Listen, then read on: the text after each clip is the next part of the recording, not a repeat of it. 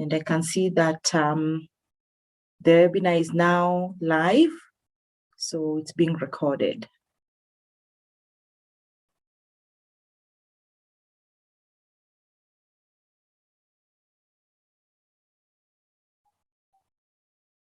Let's give it a few more minutes just to make sure that everybody joins.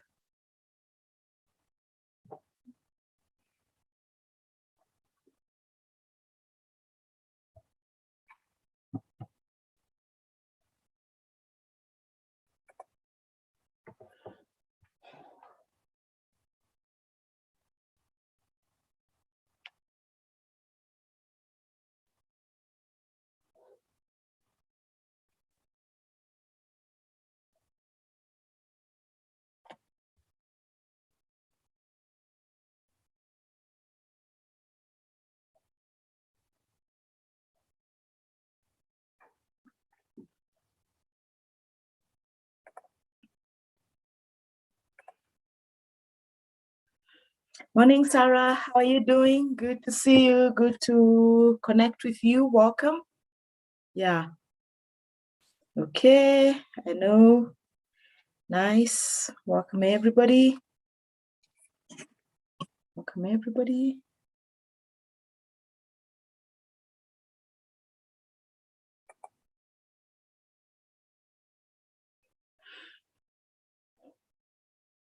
So maybe we can start.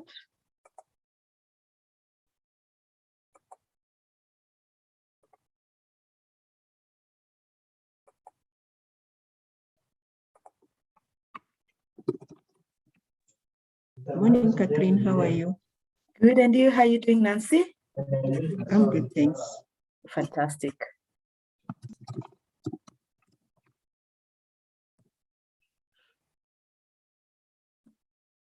Okay.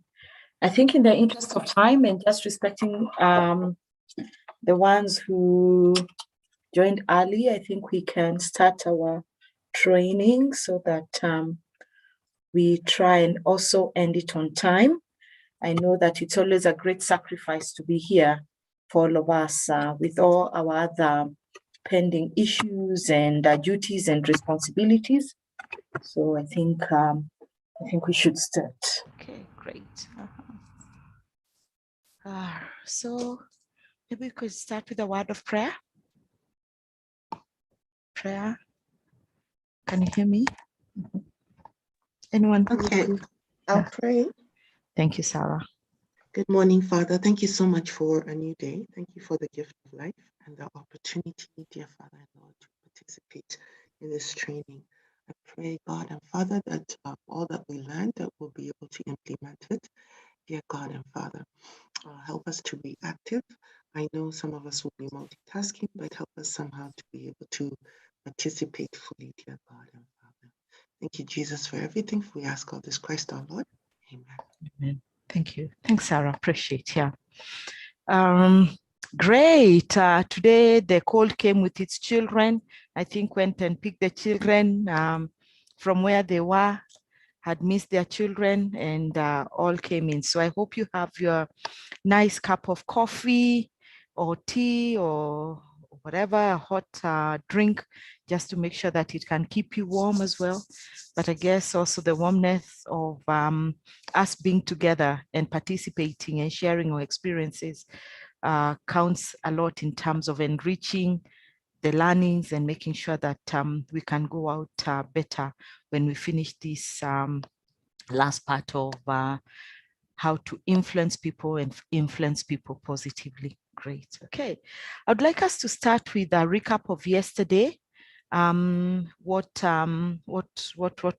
we discussed, what we learned, what you took away from that session yesterday, whether you were able to reflect back yesterday and say, wow, okay, I knew this, but I didn't know that I was not doing it, and now I'm committed to doing it going forward, or new things that you took away and you're able to take back to your place of work and implement, and how you're going to implement some of those things.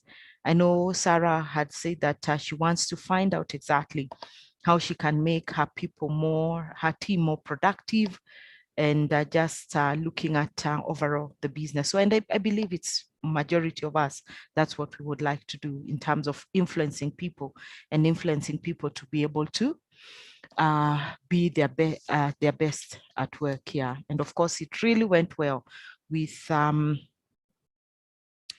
the definition of influence. Your ability to influence others can empower people development, accelerate results, and ultimately make it easier for you to work and to really impact others and to be more productive. Anyone can unmute themselves and just tell us what they took away from yesterday.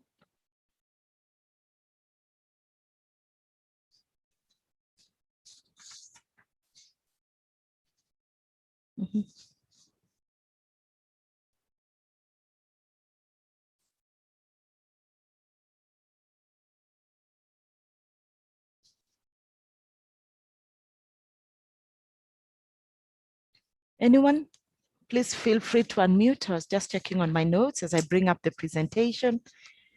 We talked about, we looked at a definition of influencing, some of the people who have really influenced the world. We also took some, brought some really close, very home, the famous people that we know, even in our country, the reason and why to influence people, looking at, almost looking at the advantages of influencing,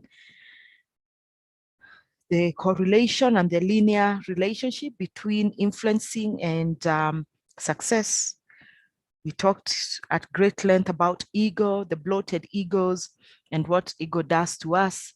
We saw that you are important, I'm important, self-awareness, what happens during that time, and how everybody, if how it would be easier to work with everyone when everybody is able to understand who they are and knowing that they're important, and then also value the other person in the same light. And then we also looked at the principles of influence and then the strategies of influencing people. Today we'll start with communication and feedback. Any highlights and takeaways from there, guys? As I bring up my presentation, feel free to unmute and just discuss and let me know. Anything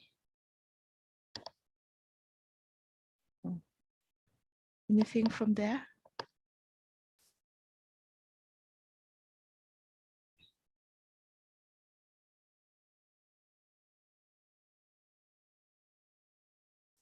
Okay, you can see my screen.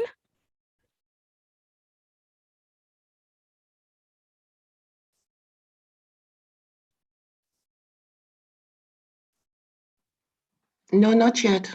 Not yet. Okay. Are we good now? Yes, we can see it. Yes. Fantastic. Okay, let me go to the screen to everyone. Okay. So strategies, you know, I think let's go to the key principles, you know. I think that was very, very important, you know, some of the key principles of influencing people. And we looked at each one of them, you know, the liking, the authority, the scarcity, the reciprocation, commitment and consistency, and the social proof, you know.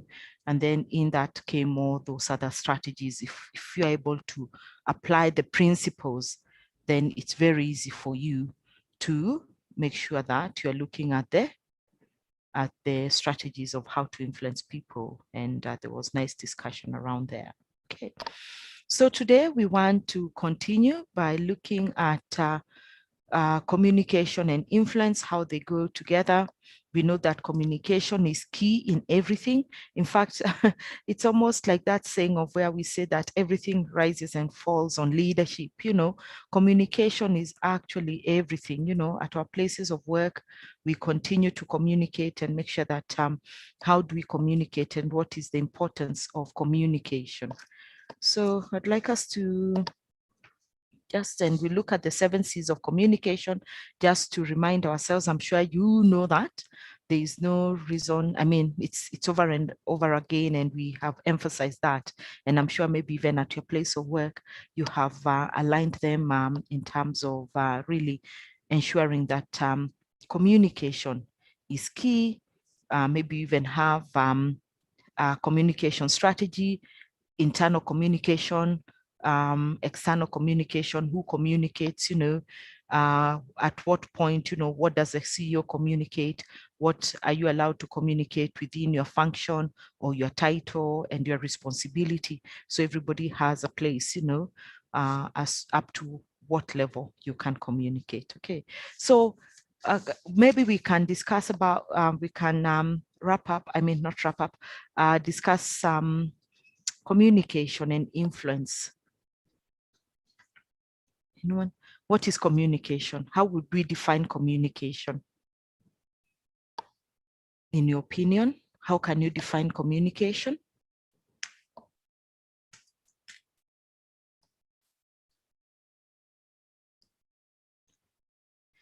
Just a simple definition of communication. We're very few, so I'm banking on all of you guys, to the 15 of us here, to really give some insights around it. Please feel free to unmute yourself, say hello, and tell us the definition of communication. Hello. Hi, Roslyn. Hi, good morning all. Morning.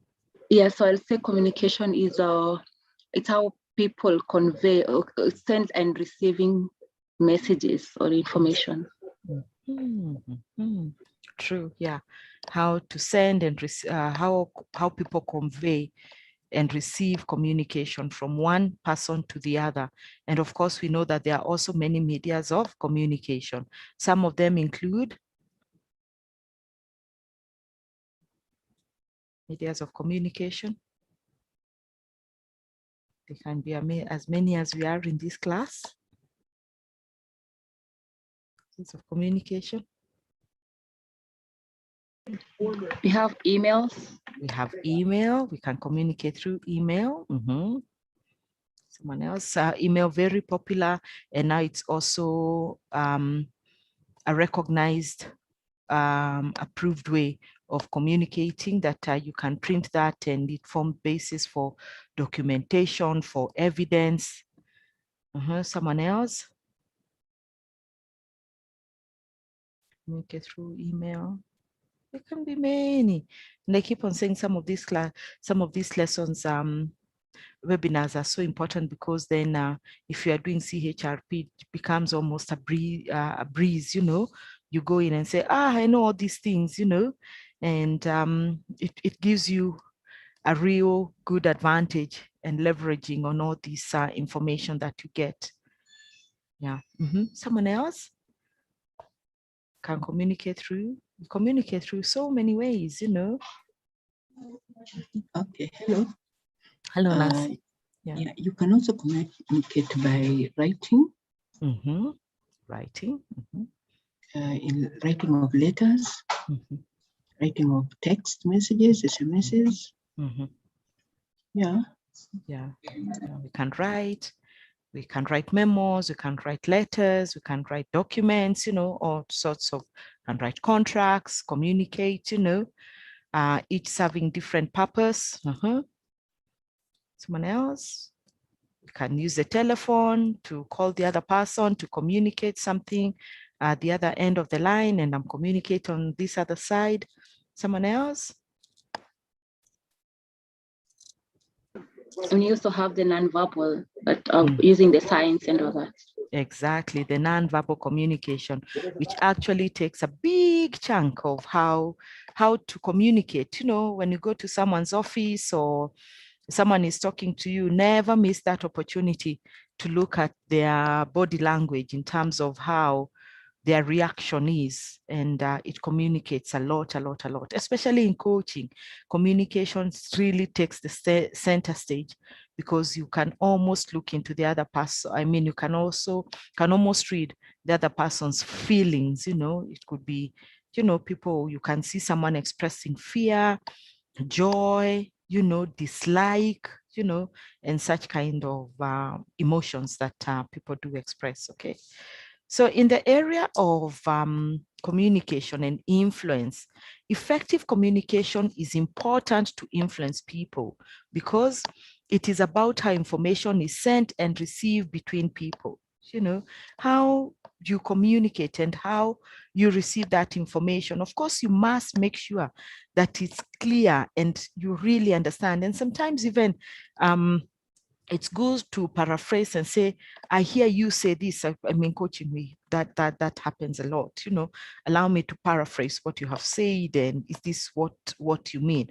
So sometimes by the time the CEO has said something, the broken telephone, a very good management game that people like to play in the offices during team buildings and stuff like that. By the time someone's up there says something, by the time it reaches the other person, it almost starts becoming very broken. And by the time it reaches, it's completely sometimes distorted and taken out of context, because some people people want to hear what they want to hear. So is that what you said? You said that the CEO comes and says in a town hall meeting, I've called and I've got some concerns and I really don't have good news to say today. And you know what? Our revenue for the last 6 months has fallen by 30%. We are struggling meeting our operational cost, and we have stopped all capex cost, and we are looking at reorganizing the business to make sure that we can continue to stay afloat. Says it like that, simple and clear. And any questions? Any questions, colleagues? They ask whether there are any questions. It's pin drop silence, And of course, if you follow your business, if you follow what the company is doing, if you have a keen interest in your revenue, in how your revenue is coming into your organization, by then, when that is being said, 6 months, you should know that we have a problem a little, and we are not getting to where we should be. In fact, if anything, it's so bad. And maybe even you're in your HR, if you're in HR, you know that maybe you've taken an overdraft to pay salaries for the month of March, and it stabilized you, whatever, you are really lean. So by the time it reaches people who did not come to this town hall meeting, what might be some of the things that people will have said? They didn't ask any questions, they were just, okay. And the CEO said, are you sure there is no question? So tell me how that message is going to, and we are trying our best and we'll continue reorganize. We are looking at ways to make the organization lean and stuff. What will people conclude? What kind of information? And then I asked Rosaline, I didn't attend the meeting. What was said? I might say that maybe there will be some downsizing. The company is not doing well. We don't have money, so it will for sure bring a lot of insecurity, job insecurity, and all that. Is that what the CEO said? Not really. Not really. You see, not really. Yeah. But as human beings, what happens? We interpret the information, we go further, which is fine. We go further, and then it starts causing anxiety. What do we do now? And sometimes what happens is that productivity dips even further. So now, even when you have all that kind of information, so it means that, hey, maybe they'll reduce 30% of the workforce, because the CEO says that there's a drop of 30% in revenue. The first thing you think, 30% of the workforce. And let's say we are 100 people in this company. So it means that 30 of us will be going home. You know, you already have made a perceived judgment that this is what's going to happen, you know. And of course, if you're in finance, you know that 30% drop does not mean that everything drops by 30%, you know, because there are all those things, the things that you have to make in consider. You might only be losing like what percent? Maybe like a 6% of your workforce and stuff like that. But anyway, yeah. So what happens is that when that information goes out like that, is further productivity drops even further. Anyway, so that's what happens many a times until the next town hall meeting, and you are all anxious getting there. Even me, who I missed trying to make a sale, the sale that we really need in the company to make sure that we are staying afloat. I leave it and I come to listen to this town hall meeting, because then it was, and then I hear 45%, unfortunately, and we've made a decision to let people go. And then you see, what, Rosalind, will you say? What would be the conversation further on there? 45%, and unfortunately, one of the decisions we have taken is to retrench some of our workforce. So let's say Nancy didn't come for the meeting. What will you tell Rosalind? What will you tell Nancy?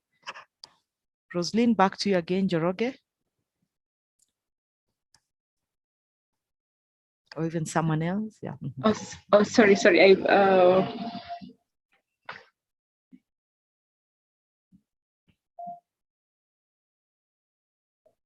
So Rosalind might tell Nancy, I told you the last time they said that we are going to become lean, and now he says 45%. And then I knew it. I had a feeling that we are going to lose some of the people. So I don't know, you know how they are, these HR people. I don't know what criteria they will use, but I'm telling you, the people whom they don't like are the first ones to go. It's hard being in HR anyway. So it is about how information is sent and received between two people. It enables to maintain good working relationships. It allows to accomplish tasks while working with both individuals and groups. It leads to motivation. It helps overcome obstacles and challenges that could be foreseen and unforeseen, and the risks that they could be, any risk that could be in the business. And finally, it creates a comfortable, trustful, and psychologically safe feeling, you know, open communication, effective communication. You know, it's not just communication. We are talking about effective communication, where we communicate timely, decisively, and transparently. It actually gives us very, very good platform for influencing people. So let's look at some of the 7 C's for effective communication. Anybody who knows some, any of the 7 C's for communication? One of the 7 C's, very well researched. We keep talking about it all the time. And maybe even when you are looking into that, do you feel that there's effective communication at your place of work that really helps influence people, that helps motivate, helps to overcome obstacles, assess any risks that could be in the business, you know, create comfortable, trustworthy, and psychologically safe feeling. You know, this is a safe space for me to be able to say exactly how I am feeling. I believe I will not be judged. I will be listened to, and it will be taken into consideration what I am saying. Any feedback on that? Anyone who would like to say anything on that? Yeah, thank you. Yeah. Okay. Then there are some people who are still on the other side. Please, please put them on this other side, if you can. Thank you very much. Yeah. Then please bring all the people on the attendees side to the panelist side. please? Okay, great. I'm sure he's going to do that. Thank you for letting me know that you're still on that other side. Okay, great. So the 7 C's of communication, let's have a look at them. So guidelines to effective communication. One is clarity. What do we mean by clarity? What do we mean by clarity? The communication should be clear. The communication should be clear, clarity, clear. What we are saying, clear, even if it is written, there are no errors. It's really what it is, clear as day and night, in terms of what I want to communicate, the language I'm communicating in, the appropriate language I'm also using, really clear, clarity. Thank you. The next one, completeness. What do we mean by completeness? Completeness. Completeness. But I'll say maybe you include all the message that you need to give to the audience. You have to to ensure that there will be no extra other questions. Exactly. Yeah. So it is complete. It has the genesis of where it has begun, what we are doing, and how it is going to end, if that's the kind of communication that you need to communicate. So I was talking to a friend of mine, and they said, well, I'm struggling with how people communicate with our organization. I was trying to build we were trying to write a proposal around communication and to see whether we can have a communication strategy and a better communication culture in this organization. And I said, give me an example, and say, let me give you a typical example of a manager who's supposed to be making decisions for the department. And you remember yesterday when we talked about indecisive managers, how difficult it is to work with people who are indecisive because either they shy away from taking risks and responsibilities, or they want, well, I've given it to you. You sort it out. Me, I'm not part of it. You sort it out. Me, I'm just in my safe space. But again, we know that when you agree to work, there will be risks that come with your position, any position. And that risk, you must be able to map them out and use a risk metrics register to try and mitigate those risks. Okay. So he said, a typical example is like, let me take Nancy, who's on the screen, on the panel screen. And I'm the manager, and you're writing to HR. Dear Den, Nancy is not able to effectively do her work because the airtime allocated to her is not enough. That's it. So what am I supposed to do with that information? I know what I should be doing with that information, isn't it? It means that Nancy is using her own resources to run company business, which is not, it's not fair. Okay, so fair enough, that's fine. However, we have an allocation of 2,000, let's say 2,000 for this company. What is missing in that message? What would you expect from a manager to be able to, for you to really make a decision? Everybody gets an allowance of 2,000, but Nancy's 2,000 allowance runs midway into the second week, into the third week. Third week is completely gone. And then the last 1 week, which is very busy. End month is always busy for any company. He has to use her own resources. What is wrong with that kind of communication?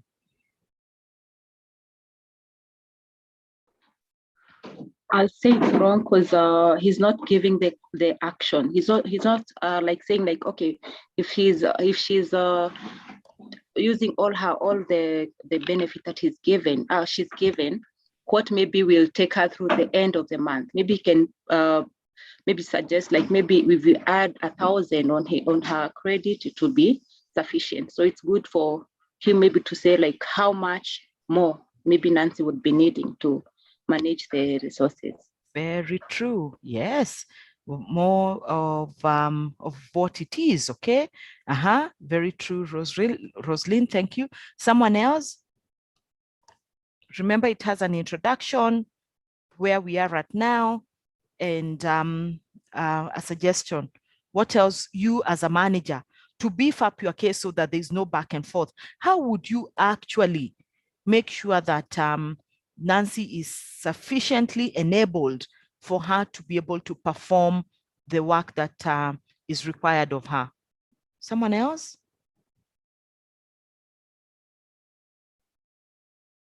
Someone else? How would you do that? Yes, thank you, Rispa. Maybe find out why hers is running out fast. Exactly, I like that. Yeah, okay. Find out why it's running out from her. Ask her what kind of calls she makes, maybe ask her, let me see your call logs, something like that. And that doesn't mean that I cannot pick up the call. I think you remember where we say that why we are having that information in the first instance is it is crucial for working successfully with others. It helps, it enables to maintain relationships, and overcome any, it motivates. So it creates comfortable. So when I'm asking you, you've come to me and tell me, boss, my airtime is running out before the end of the month. We should have already established that I won't fault you for taking 2 minutes to call your mom and say hello, and maybe your mom has called you and you are not able to pick the phone, and you call her back and you speak for 5 minutes, on company time. I don't think that will break the bank, if anything, or maybe the school transport was late or something, and you call the school transport manager and say, hey, you guys seem to be very late today. What's happening? And you're told, well, the jam today was a bit heavier than other days, but we're just about to reach. I don't think if I ask you for your call log that I am going to pick up and say, this is not our customer, this is not our customer, this is not official. All these numbers you have called, which amount to how many? To 15, and it's adding to 482 shillings. I wouldn't really, that's unfair discussion. 400, 500 out of your 2,000 is you're a star performer. I mean, there are some things maybe we should not be discussing. However, I think there is a place of, why is it running out? What is it? And stuff like that. And for us to be able to do that, then you come and say, everybody is given 2,000 and everybody seems to be within the reach of whatever. And Nancy comes and says, well, but you see, with these are the sales I've been able to bring. It means that I have to return customers. I'm in the call center and I have promised to call back all these people. Our brand is at risk, and we risk jeopardizing our brand because then I'm not returning calls, So Nancy has a case already. So even when I am writing to head of HR to say, Nancy, I already have the facts and the figures. I have seen her call logs for sure. 99% are business related. And these her tasks and responsibilities warrants that she calls much more compared to this. So based on this, I suggest that we make a discretion of adding Nancy's airtime from 2,000 to maybe 2,500 or 3,000, depending on what it is. Then you have made a decision. So when managers just put and want us to look for solutions for them, instead of just one message that is clear and complete, for us to be able to make a decision without the back and forth. And then we start doubting, really, if this was your company, is this how you would run it? You get what I mean? So let's make sure that the clarity and the completeness for the other person to be able to make a decision, you've actually made it, whatever. Even just maybe say, well, what is it that we would like to do? Maybe also give 2 or 3 other suggestions and say, I think I can propose 3 suggestions, and we can discuss those depending on which one to take. Maybe the majority that the one that is really most ideal, and then we bring it to, we implement it. Okay. Someone else? A question? Managers who are not able to make decisions? Anyone? Anyone? Anyone? Completeness, making sure that that is done. Okay. The next C is someone? The next C?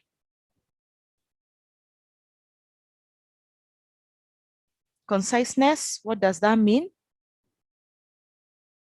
What does that mean? I think it means the message should be short and simple. Short and simple, concise. Be concise, be concrete. An example of that, yeah, that's true. Is not reachable. Hi, good morning. Hello, morning. I would say be very specific. Be very specific, Yeah, yeah. communicating. Exactly, extremely concise or what it is. Keep it short, keep it clear, make it very complete, and don't leave anything for people to second guessing. So important. So, you don't have to write a big memo to communicate that tomorrow is a public holiday that was given at the very last minute by the government. Already people maybe have the Gazette notice and stuff like that. Just keep it short, keep it simple and whatever. That's a very simple communication. But even when it is complex, that we've been talking about the job evaluation, and we are going to have that, and that's heavy communication, because you know what job evaluation does, and were we talking about it when we were having the webinar on collaboration. It causes anxiety, but how do you make sure that it is concise, it is complete, and it is clear in terms of how you word it? You don't have to put jargon that people do not understand, only you guys in HR understand, and everybody's asking, what have they just said? That they will use the Patterson tool for job evaluation. What is Patterson? Even if you use, because that's the tool that you're going to use, explain what it is in simple language, and explain exactly what's going to happen every other time, not in big whatever. People like just a simple whatever. It's just like your handbook, your employee manual. It could be how many pages? Maybe 150 pages. But the HR handbook, it's abridged to just a few pages of the most popular policies, the ones that you can't miss putting based on the labor laws, based on your contracts, best practices, bringing it in a very friendly way. And then all those other ones in your HR manual, they consist the really procedures, the processes. So that's why it is a bit more voluminous compared to the HR handbook, and people will only refer to the HR manual when they're looking for something, and they go to the contents and say, oh, okay, leave, study leave is in page whatever. Why don't you just make sure that is in the HR manual? Okay. Next. The next one, number 4. Someone read it out for us and maybe give us an example.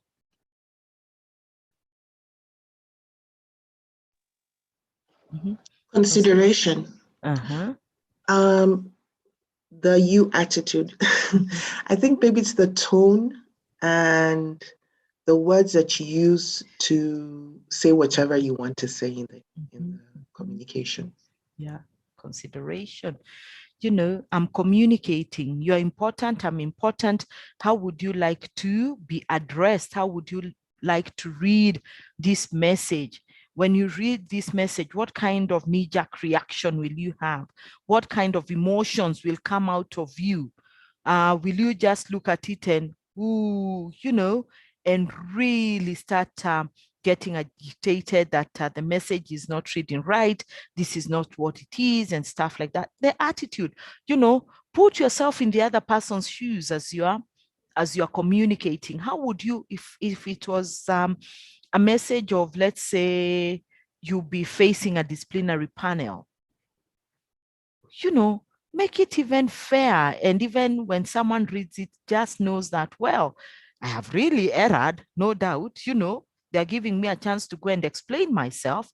But how do we make sure that even when they read, the attitude, you know, I don't feel that I'm towering over you, that I'm now using my power to flex my muscles and say, well, you're in the bad corner, and this bad corner, I also now add fuel, more fire into it, and throw you off guard and stuff like that. So I keep on saying, please, please, please, just start with a greeting. Dear Catherine, good morning. Dear Catherine, good afternoon. Dear Catherine, good evening. And I know it's also past working hours. Allow me to send this message to you, you know, something like that. And finish it off with regards, you know. I'm sure those are standard templates that you have in your place of work. But you just start addressing me with Catherine. Almost, I can see you were just restrained a little from typing the whole memo, from the whole message and email or whatever you'll be sending me in capital letters. You know, I can see how restrained you were. And people really read a lot, you know, and sometimes they want to read between the lines. They even do like this and say, what did you really want to say? Make it palatable, make it fair in who you're going to address. Okay. Any input there? Any experience, consideration, how people write? How people write? Any there? How would you like to receive? Just saying good morning. Do many people say good morning, good afternoon in their emails, or they just go straight to the business of the day?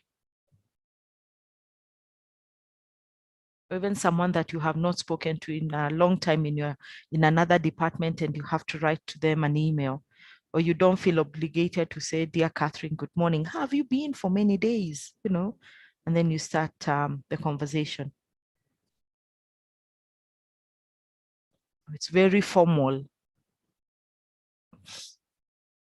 Anyone? Anyone?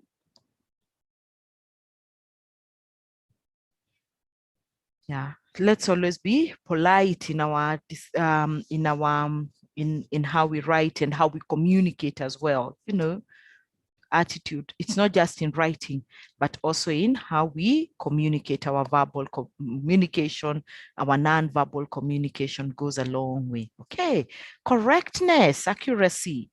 Someone maybe expound it for us and maybe throw in an example or an experience. Accuracy.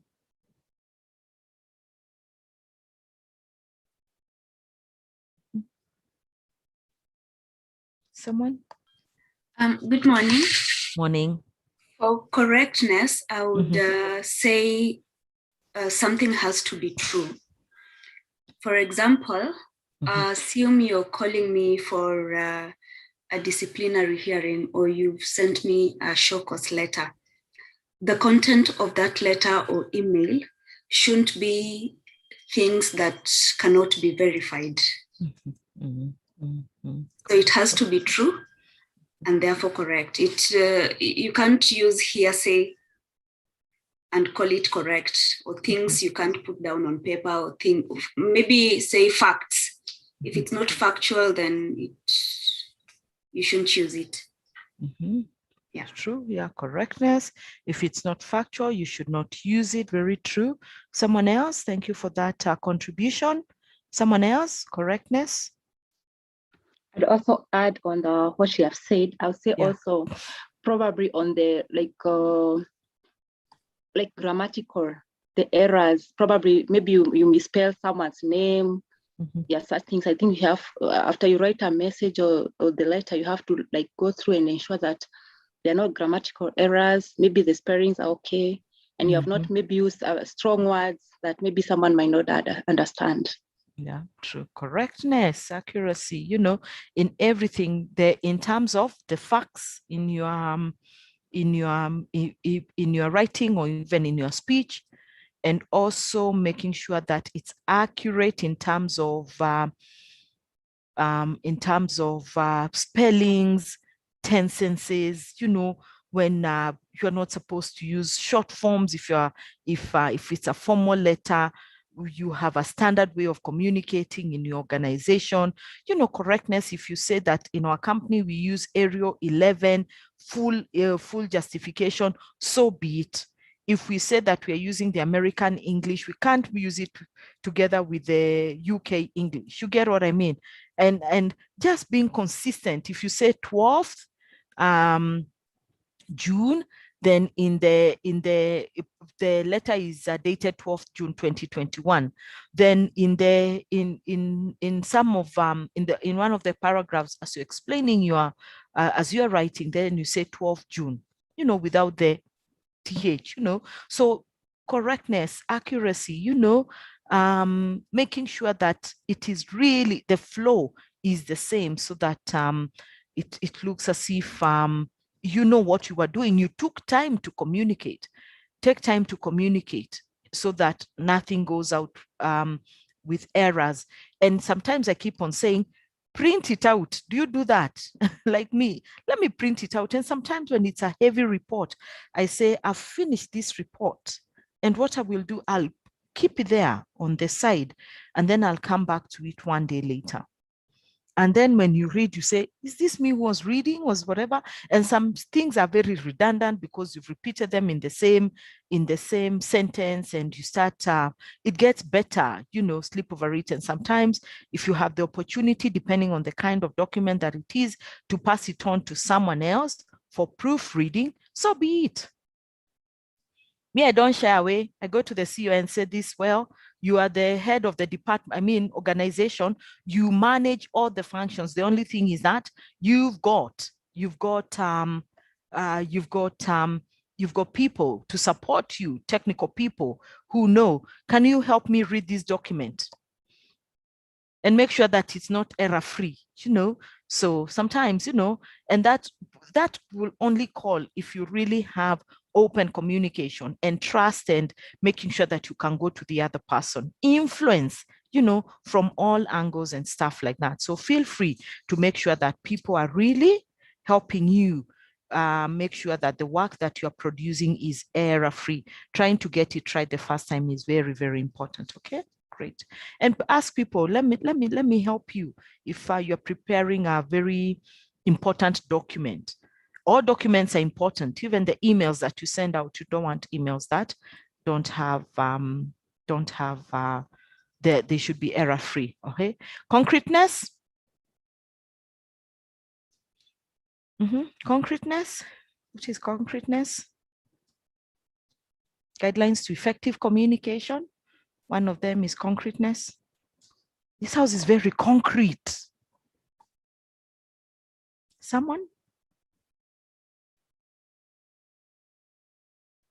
Very concrete. What do we mean by concrete? Good morning. Good morning. Yeah, concreteness is where you have to say something with logical, in that, for example, say it clearly so that the person who you're communicating to understands. There's logic behind what you're saying. It is well researched. It is free of errors. It is solid. Let me put it like that. If anything, let me use that word. That it is solid. It's been tested and tried. This is what it is, you know, and I'm communicating it. So there's concreteness in what we are saying. There's logic in what I am saying, and so that the other person, when they get it, they can also be able to make either decisions from all these guidelines to effective communication, the 7 C's. When you get that communication, you're able to make a decision. You're able to say, well, I'll plug into this opportunity, or I will not plug into this opportunity. You know, if you're going back and forth all the time to get more information, it means that the communication was not clear. You know, it was not clear, it was not complete, it was not concise. The language maybe that was used evoked a certain emotion that you needed to clarify and understand. You know, I see there's an error. You mean this contract is paying in US dollars. I thought it was paying in Kenya shillings, you know, and come and say, well, that's an error. Then you tell the other person, you know, please correct the error. So things like that really needs to be looked into. And finally, the last one is courtesy. What does courtesy mean? Courtesy.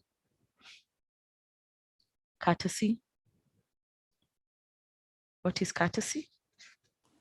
It's polite and tailored towards the audience you're addressing. Yeah. Polite, tailored towards the audience that you are addressing. So how you address a kindergarten class of 20 children is very different from how you address freshmen in first year who have just come, who are registering in the following day, starting their classes, isn't it? It's courtesy across, but just also bringing yourself to that level and using the language that they would actually understand. And so that you can have that connection, you know, courtesy. Everybody is due that courtesy. You know, you respect me, I respect you. So for me to be able to influence positively, I should also be courteous. I go somewhere and I know that the first thing as a human being, universally accepted, is habari yako, good morning, you know, good afternoon, how are you doing? I'm here to see so and so. Do you have an appointment? Unfortunately, I don't have an appointment, but it's extremely important if they have 2 minutes of their time.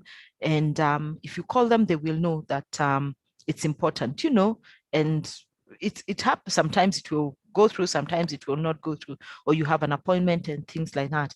Yesterday, we said it is so important to really make sure that you hold eye contact, you know, the noticing of the other person, even at the supermarket. How about just giving the money to the cashier instead of placing it on the on their counter, giving it to them hand? It really creates that connection, courtesy, you know, stuff like that.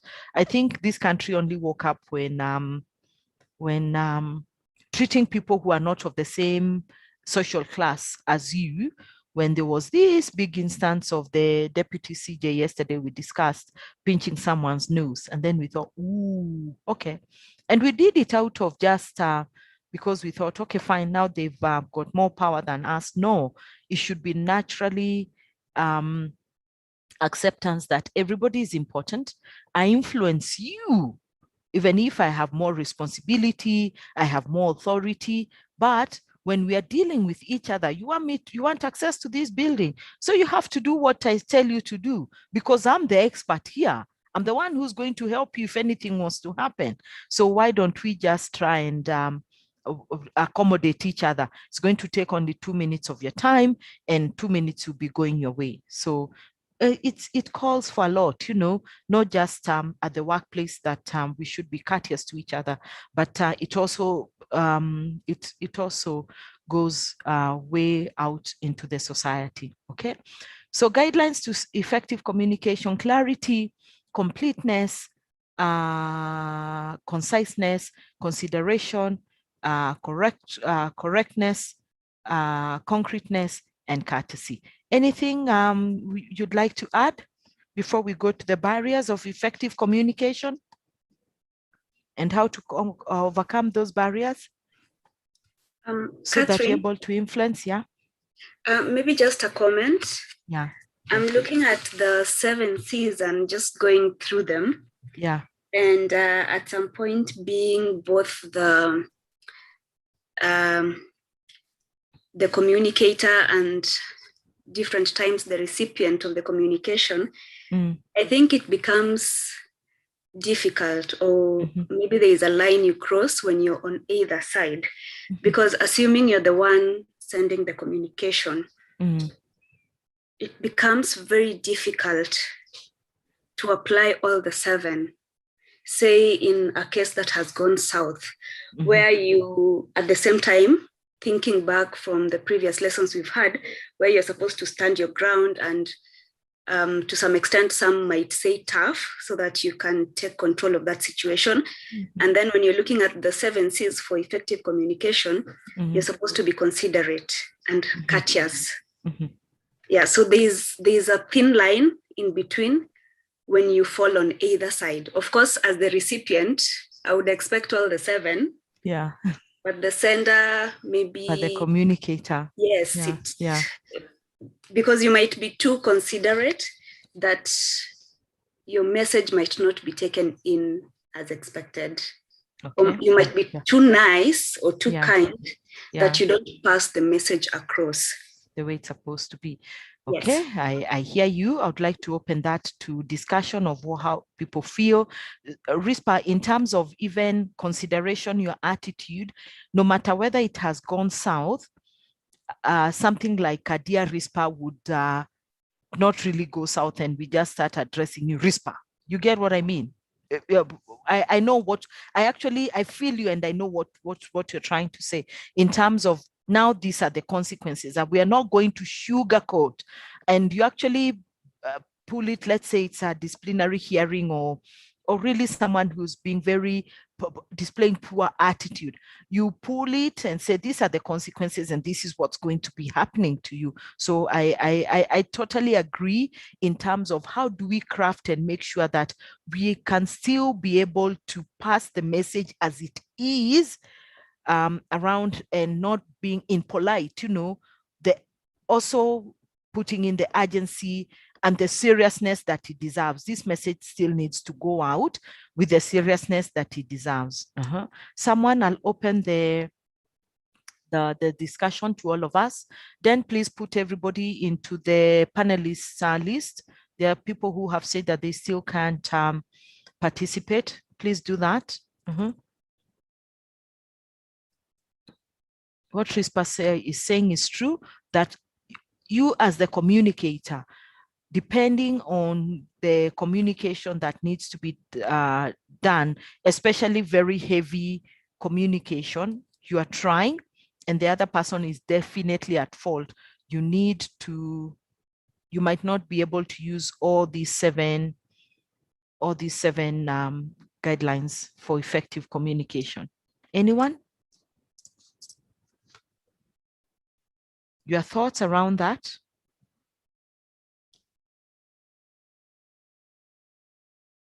Your thoughts around that? Your thoughts around that? Someone else? Good morning. Yeah, morning. This is Ketri. Yeah. I would like to have a go at that question. I think for me, I think regardless of the situation, I think this should just be guiding. They should be like base principles that you apply in any communication.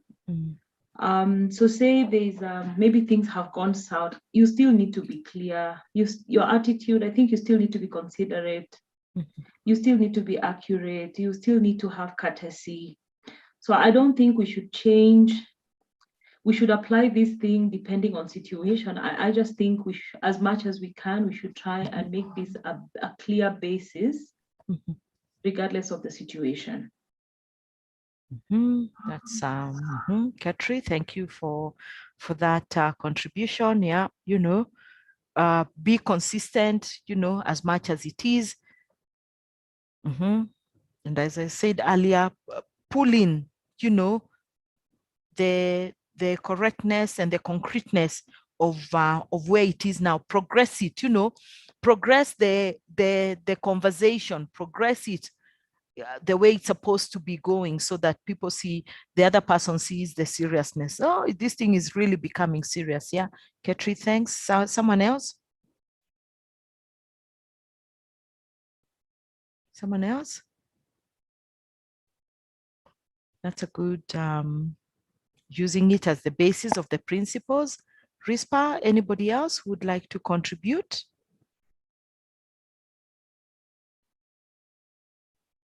Anybody else?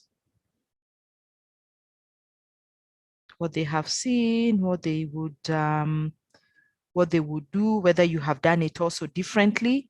Anybody?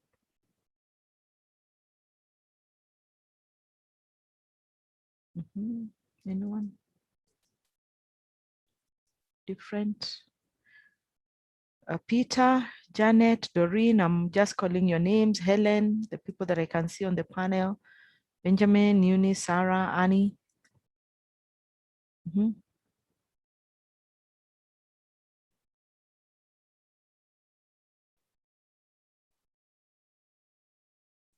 Amuloto, Yoto, sorry.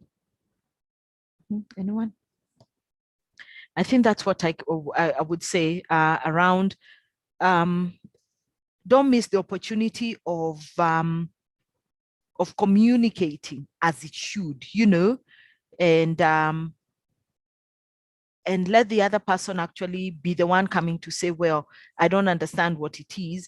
But when you look at that communication, you can say without shadow of a doubt that it has communicated exactly what needed to be communicated, and incrementally making sure that you up it as you go. You up it as it goes, up to the last stage of that communication.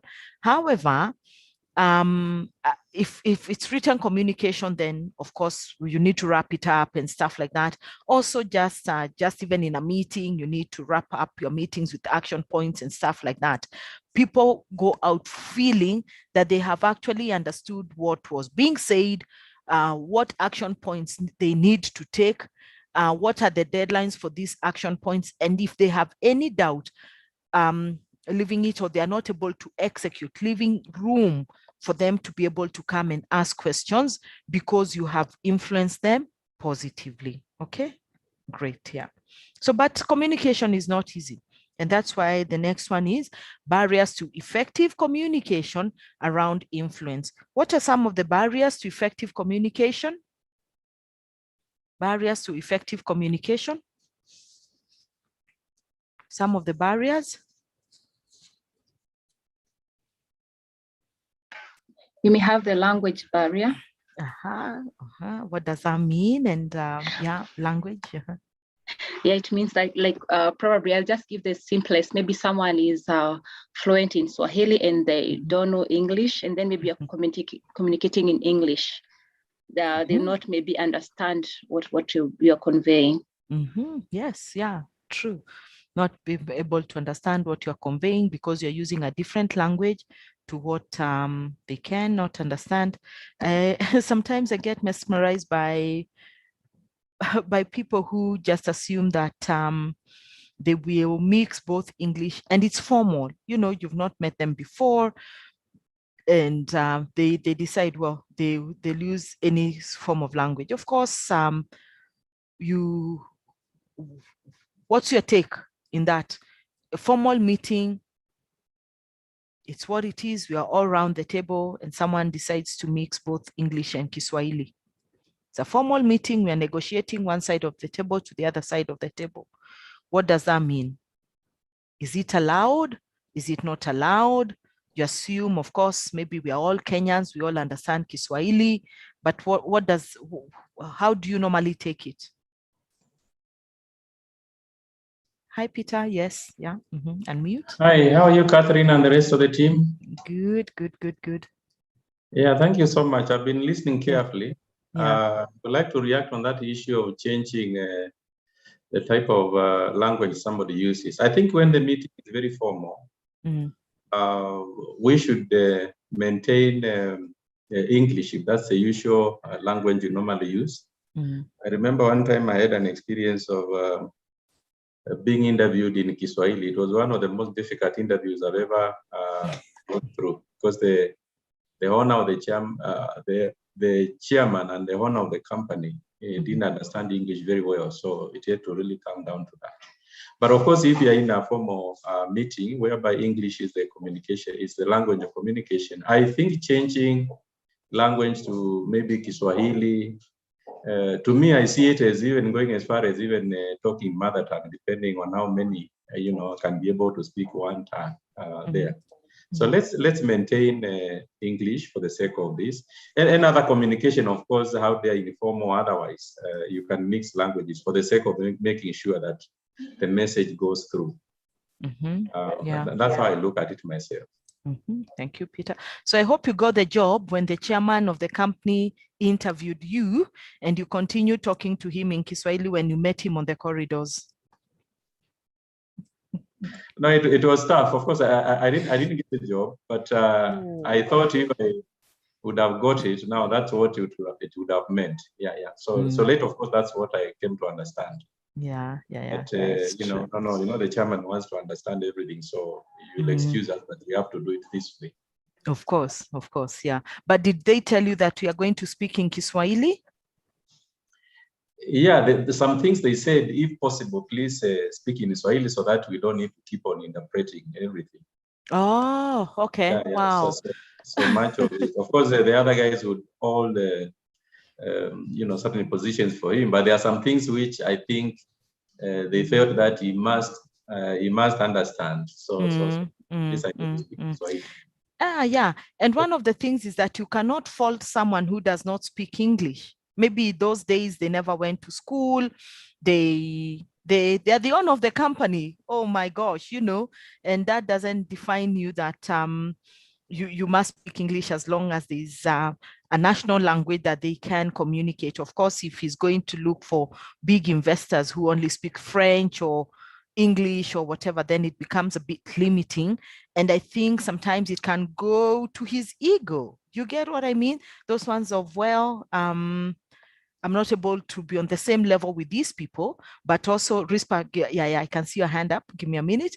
And he can either work to his advantage, or sometimes it can work to his disadvantage. Anyway, I think there's a lot, whatever. Rispa, then Peter again. Rispa, go ahead. I just want to comment the first one on the language thing. It's something that irritates me, and I really don't mind whether you use English or Kiswahili or you decide to use a local language if all of you can understand it.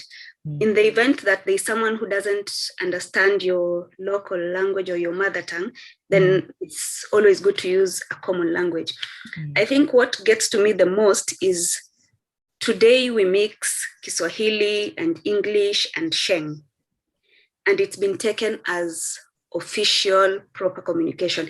Even in adverts, everything is mixed up. I don't know, but if you mix up things like that, even in texts, I switch off. And now that we use WhatsApp as a way of communicating within departments and within organizations, even important information, someone will write and will put a Sheng word in there. And then you lose what it's supposed to be. So it's one of those things that is irritating, maybe just to handle it. And then to add to one of the barriers of communication, and this is something personally I struggle with, perception. We tend to know what someone is coming to tell us. By the time I call you to my office or I'm called to someone's office, I have an idea of what it is. And unfortunately, I have a thought process around it, and I've created a perception that affects how I take in that information. Exactly. Being very judgmental. And you already now seeded your ground, and that's what's going to be. I think we need to be more, and we'll talk about that in depth, my perception, your perception, what happens and stuff like that. Yeah. And also mixing of languages. Some people get irritated.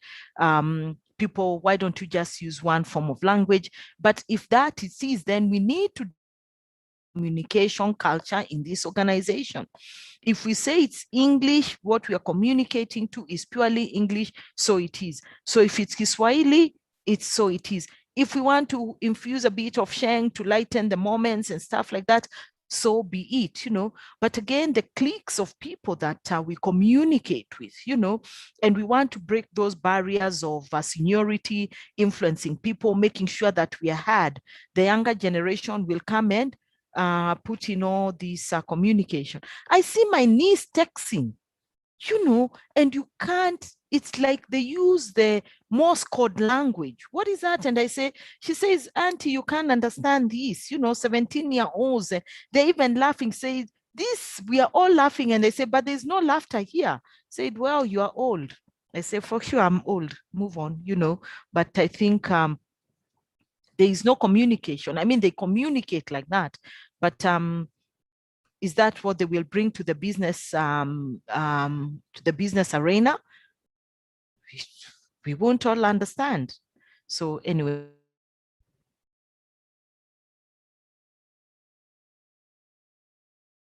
you're on mute. You raised your hand. Oh, yes, Catherine. Once more, there's something I don't know where we can place this, but where we have, like verbal communication, you can have maybe a boss, let's assume a situation whereby a boss maybe comes over and is talking to members of a team. And they go something like, I think we need to work as a team. We need to respect each other, blah, blah, blah, blah. At the end of the day, they have never broken down what is this we need to do to be seen to be respectful. They haven't broken down what it is to be a team and all that. And people are left high and dry. And it's like, yeah, the guy has said good things, but what has he actually said? Or he or she, what has he or she said? So that being very verbose and never very specific, I don't know what we can say that is. And I've come across such kind of people who can talk for quite some time. But after they are finished, ask yourself, what are the action points have they said? And sometimes you find there is virtually nothing. They are just saying good things. We need to work as a team. We need to be good to each other, blah, blah, blah, whatever it is, that kind of, I don't know. I mean, maybe somebody can react to that. So for me, in plain language, and I think having done strategy for many years, and I keep on saying, have all these of 5-year plans and make it very simple. Then go to Naivasha by all means, make the strategy, bring it back, and put it on the shelf because you didn't involve us. And then go to Naivasha, everybody goes, we understand the strategy, make it very simple for all of us, and everybody is on the same boat, and we're able to actualize it. Your ability to evaluate your strategy as part of your performance culture, you go very far as an organization. Your ability to be able to communicate where we are honestly and very simply in terms of year one of our strategy, year two, and this is where we are. Maybe we even need to shift focus because of the market and the economics that are playing out. Everybody does understand. And that comes from the CEO to the driver. And I use driver all the time because I think it's lowest level rank in the organization, whether it is or not, or the janitor or whatever. However, managers who cannot be able to concretely tell me what teamwork is, expound, give me examples of bad teamwork and good teamwork. I have one thing I tell them is they're hiding behind their inefficiencies and they don't want to do the hard work. For you to be given the privilege and the honor, rank comes with responsibilities and privileges, we know that, is that you must be so complete with what you are saying. Like I like what Peter is saying. You know, you leave the team high and dry. We need to work together as a team. We need to display better teamwork. What have you just told us? You know, we are looking at WhatsApp group there in the evening. Ulisikia vile alisema, hiyo teamwork ni nini? Na tukimwambia kuje even to discuss this very difficult policy that we are working, give contribution, but they want to see the end product. You remember what I said? We need to be able to give examples, walk the examples, and let people unpack what we are saying, you know, and just how about having a session and let's unpack what teamwork means. How do you see it playing it out for you? And write it down. You remember our values and the behaviors that we want to see? That is where people really get it wrong. We've put our values there, plastered them on the walls. Integrity, without unpacking really what integrity means and the behaviors that are supposed to be walked within that value of integrity. So we miss those opportunities because we just want to be seen to be talking and not actualizing. The hard work of any organization manager, I keep on saying, is the ability to actualize what they are saying, especially when they come to leading people. And that takes a lot of time and takes a lot of commitment and deliberate effort for a manager to do that.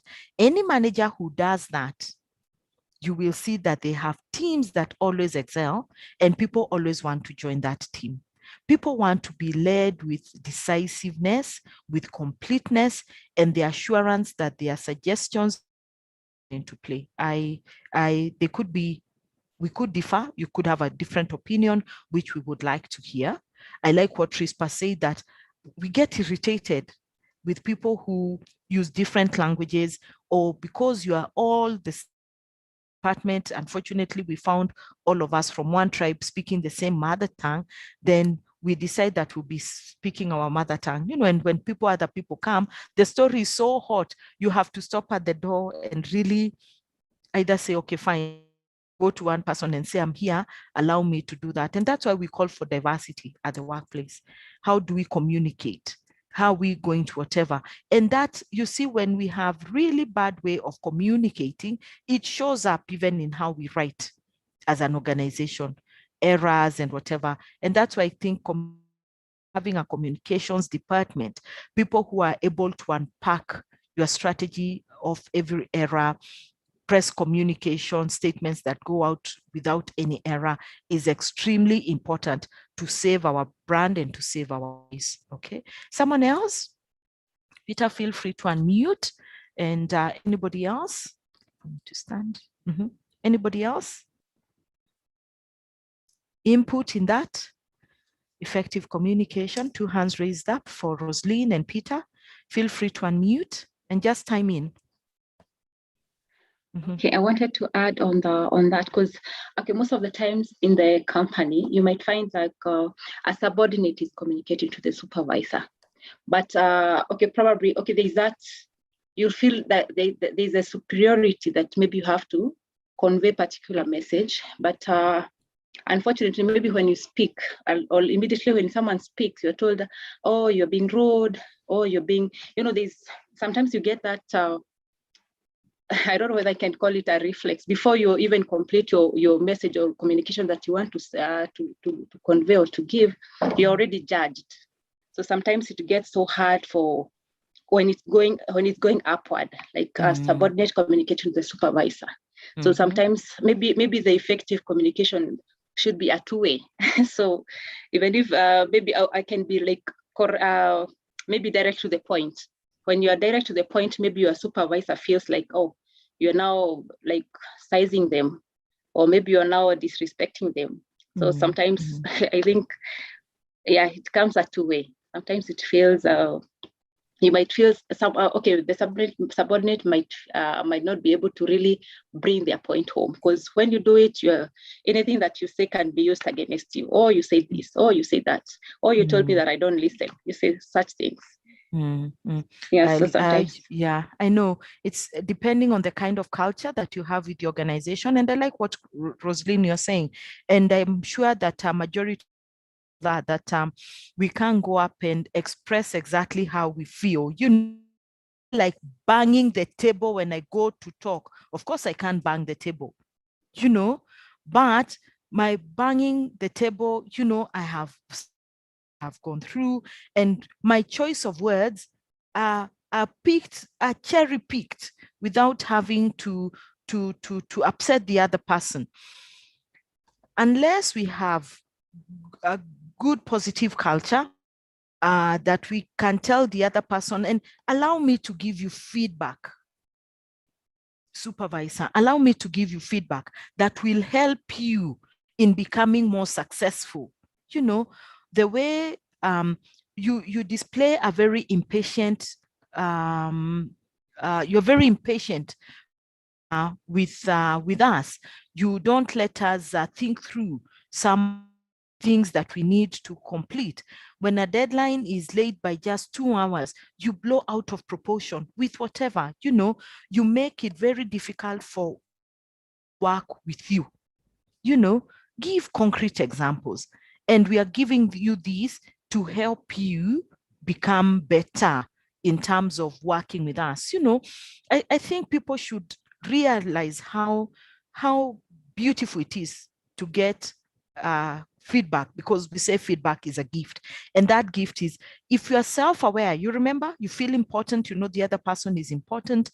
And also, we are not setting you up for failure. Always kind of words. But of course, we know people's personality are very different. Some people are more receptive to receiving feedback, open to feedback. Some people are averse. And that's why we are saying in organizations now, even if they are very complex, but very lean in terms of how distance between the supervisor and the people that he's actually supervising.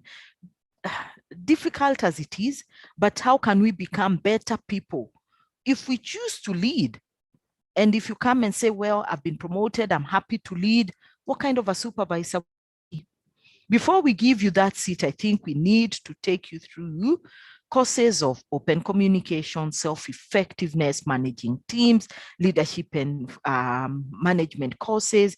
We are actually not investing as much coaching, especially in terms of making sure that these supervisors understand that it's not easy, and people have different perceptions, but also understanding everybody in those whatever. So we miss the opportunity to lead and to become happier at the workplace. Because if you are a supervisor who's always so flustered, you know, you're always thinking, oh my gosh, it's not working, you miss the opportunity to be happy of 8 hours of your work. It's the truth of the matter. So there's a lot, it's very complex. We don't know how, there's no one answer that suits all. We all know that all these things around communication, how I see you, your personality, the culture in our organization, the strategy, our brand image, really counts for a lot, you know. But I keep on saying your performance culture in the organization contributes a lot towards how effective you're going to be in managing people and also strategy. Someone else had their hand raised up. Was it Peter? Peter wanted to say something. No, I'm okay. Sorry, I think. Okay. Yeah. Okay. Anybody else? A lot comes into play, and it's a shame that people miss the opportunity of really being impactful in teams. I'm not saying that you become a sissy, and mushy and mellow and whatever, but really endearing yourself to people, really understanding your team, stretching them to reach their potential, and them being happy, empowering them, delegating. It takes some time and some able to do that without being seen that you don't value the input that the team brings. So it calls for much more deliberation and also giving feedback when it is appropriate. Okay. So we've all said this, perceptions, barriers to effective communication, the language that we speak, how we communicate, perceptions, stereotyping, conscious bias, all those things come into play, the tone, the style, the speed that we speak with, selective perception, with this one, this is how we'll say it. With this one, this is how we'll say it, a friend of mine was saying that they rated their annual engagement survey. So of course, it's how you see the organization and stuff like that. And they rated their supervisor, that Rosaline you're talking about, not approachable, very demanding of the team, deliver without putting a human people. So of course they gave feedback, and they never give the feedback directly. Very, very unfortunate, and of course, when the results came, the supervisor got the feedback that your team is complaining about your leadership style. It's become thrice as bad now. How would you help them? So they were coming to me to ask me, they're my friend, and say, so what do we do now as a team? We are defeated. I said, ooh, I have no clue. I have no clue. But you're not a tree. You can look for another job. Jobs are not easy, and jobs are few and far between to get, especially good jobs, which is the truth of the matter, but it's grinding to wake up in the morning and knowing that calls it prison. Let me go to prison. I said, well, God's grace be with you as you soldier in the prison, but that's how bad it can be. A supervisor who will not even reflect back and say, what is the basis? Why won't they talk to me? What should I do better?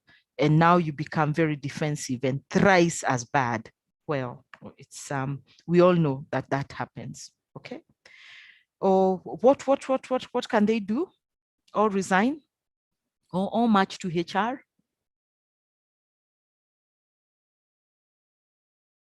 What would they do? What should they do? What should they do?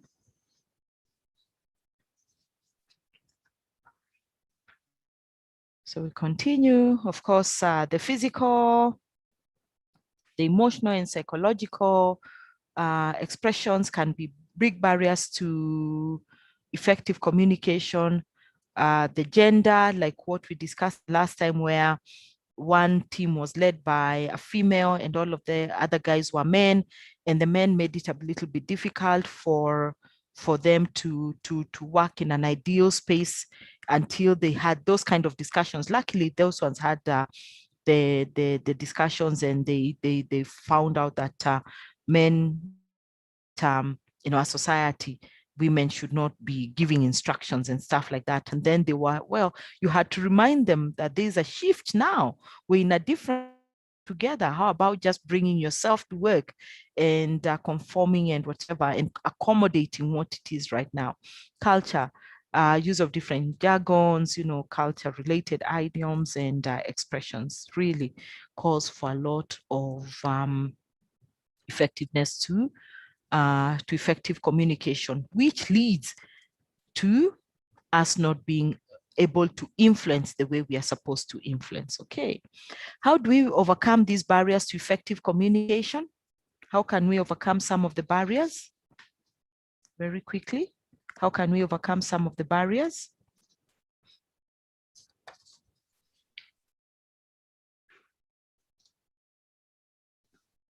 How can we overcome the barriers? I'll say, like, for instance, if it's about the physical problem, maybe provide the hearing aids. True. Provide hearing aids.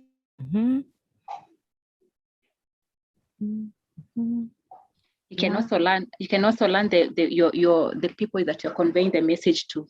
Like, for instance, if we are talking about the language barrier. Yeah. Like, if everybody can speak Swahili or everybody can understand English, at least to know which means you can communicate with. Exactly. Yeah. Yes. Uhaya, you ready? Yes. Is that how you pronounce your name? Not really, but it's acceptable. How do you pronounce your name? Vuhia.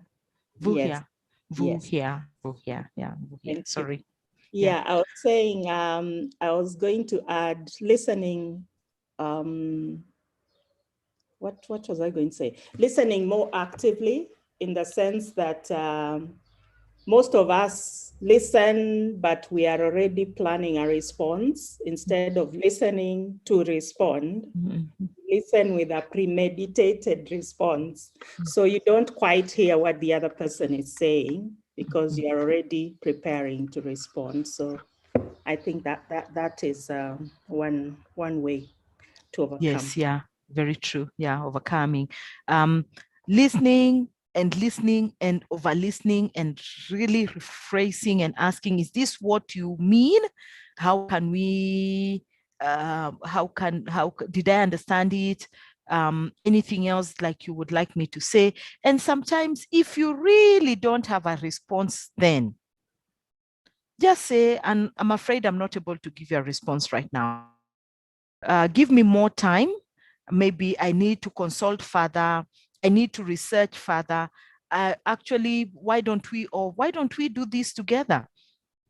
Sometimes we let's be vulnerable enough to come and say, well, I don't, and let's look for other solutions.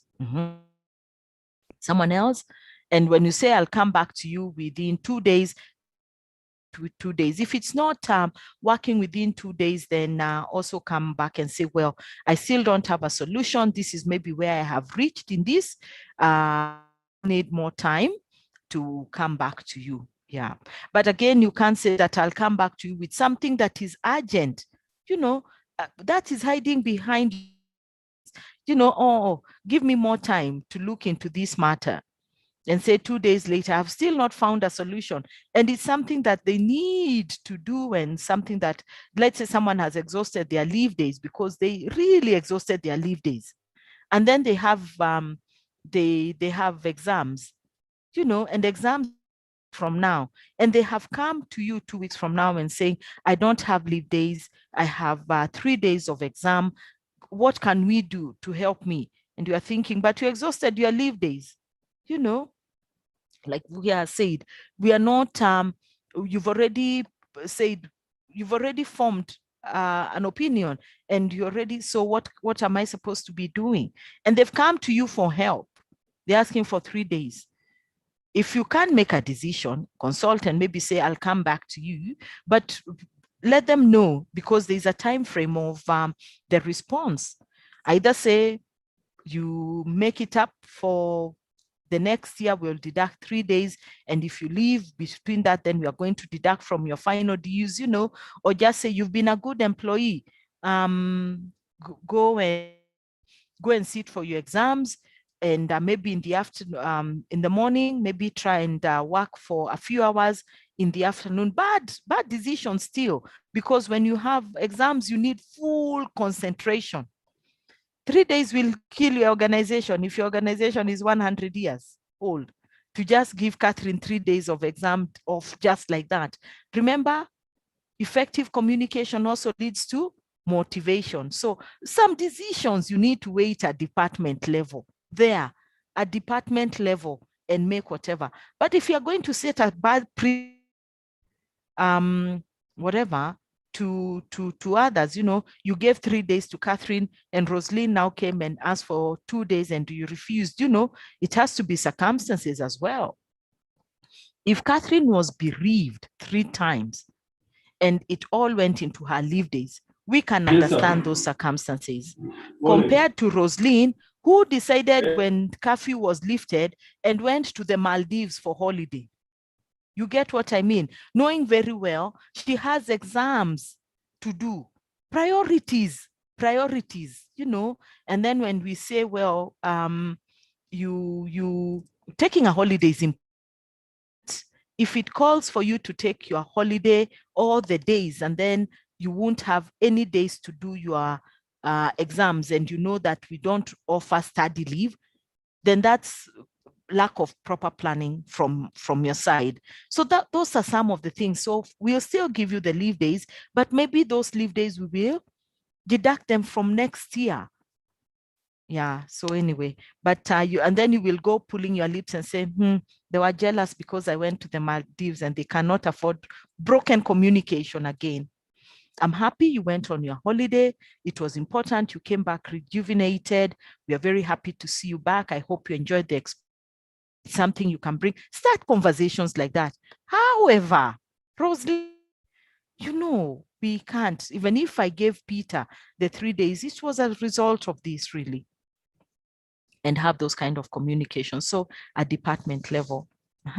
So overcoming barriers to communication, you have said by speaking loud and reducing background noise, be in a place where, we can hear each other. Like if we were all to unmute now and all of us have different background noises, we would not be having a conversation and we would not be able to hear each other. It would be very distracting to me. By asking for clarification instead of assuming assumption again, by listening actively. Actively listening is one of the things that every manager should try and cultivate. Put everything aside, come to the other side of the table, let's discuss and finish what we are discussing. Let me look at your body language and let me understand where we are. By thinking rationally, concreteness, where is the logic? Where did this come from? What has happened since then? And where are we going to draw the conclusion from? So think rationally, without any emotions. If there are any emotions to being put in place that are not going to contribute to us communicating effectively and for me to be able to influence, then that needs to be looked into. Okay, great. Yeah, so barriers to effective communication. Did I miss a slide? Yeah. By eliminating any perceptions. Perceptions could be, last year you were put on performance improvement plan. Let me hear what you have to say. Those perceptions, you are put on performance improvement plan, you're out of the woodworks, and it's good. Okay. When the first person in the organization contracted COVID and you were asked to work with them, even shying away, and you passed a comment of, well, they had COVID, I'm scared, and it was even virtual. What if it was person to person? But you made us bring in a no discrimination policy around COVID and pandemics and stuff like that. And we had a discussion with you and you say, well, I misunderstood, I'm sorry about that. And we continue, but you remember that, those you bring that perception and say, well, not very accommodating. So we should come with a clear slate when we are my paper, clear slate when we want to overcome any barriers to communication by using sign language or written communication, whichever, to clearly understand, by asking valid questions. Maswali na maswali za clinic, don't bring them here, as the teenagers like to tell me, by being mature. Display of maturity is displaying of our emotional intelligence. Very, very important. Okay. Any question there? What are some of the questioning techniques that we can use to make sure that we really get getting the correct information that we can use in communication? Any question on overcoming barriers to effective communication? Before we go into some of the questioning techniques to make sure that we can influence people at the workplace? Any questioning? Any question there? Any? Okay. So we can use many, many questioning techniques, and I'm sure you know them and you use them every now and then at the workplace, or even with your friends, with your family, to make sure that you're passing and relaying the correct information. So we will look at some of those questioning techniques, and I hope that you'll be able to use some of them much more now at your place of work to ensure that you are passing across the message the way it's supposed to be. You continue having effective communication, and you overcome any of the barriers that we have discussed. Who can read for us, please?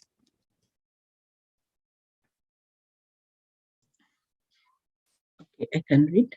Yes, thank you. Questioning techniques. And the best influencing style is probing, consulting, and questioning, as it helps to gain consensus. It is crucial to ask the right questions to influence people. Asking the right questions help to gather better information quickly, to learn more about a situation, to build stronger relationships, to manage people more effectively, and to avoid misunderstandings. Very true, to avoid any misunderstanding. I went ahead of myself. Okay, so questioning techniques. So we want to find, to discuss some of those questioning techniques. Questioning techniques, there are various questioning techniques that can be used in different situations. You have probably used all these questioning techniques before, but consciously using the appropriate kind of questioning, you can gain the information, response, or outcome you want even more effectively and influence people. Let us look at some of the questioning techniques in details. Okay. Open questions. You use open questions a lot. We talk about, don't use the advantages between using open questions and using closed questions. Okay. Someone read for us. One of the questioning techniques that we can use is open questions. Feel free to unmute.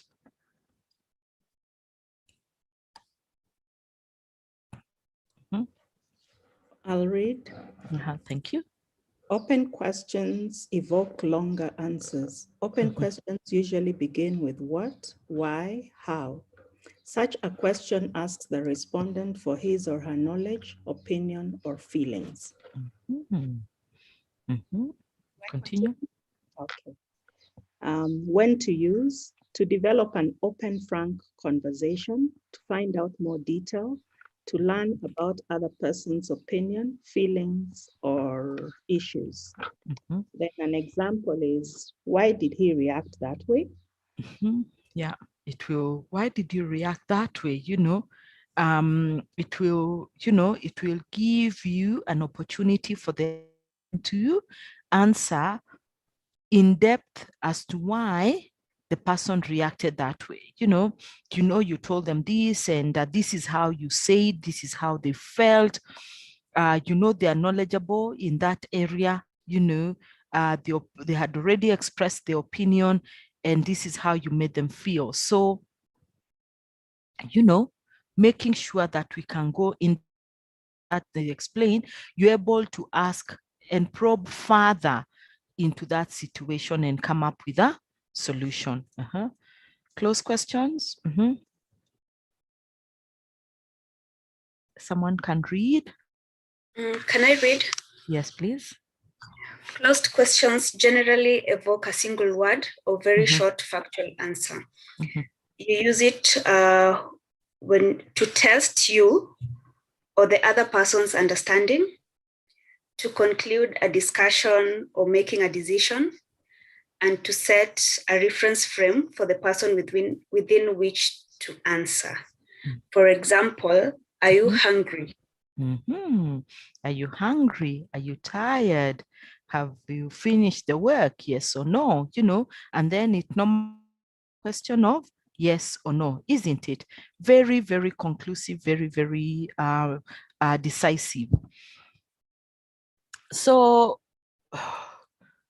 and in interviews, I think I see panelists really struggling to get information from candidates, give very short questions, who give very short answers, sorry.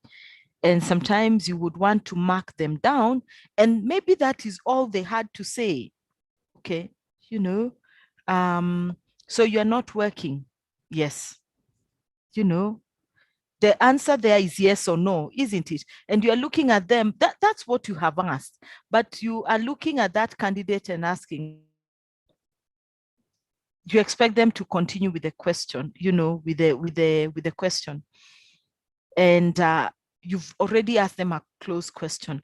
If you want that, then why don't you ask her, tell us the circumstances at which you found yourself unemployed, and stuff like that. So, but don't make it difficult for the, and even at the workplace, don't make it difficult. If you're asking closed questions, which will give you the yes or no answer, then be prepared for that. If you want more explanation, then make sure that you frame your answers to open-ended questions so that you can get more information. Okay, next, questioning technique. Someone please read for us, funnel questions. Anybody can?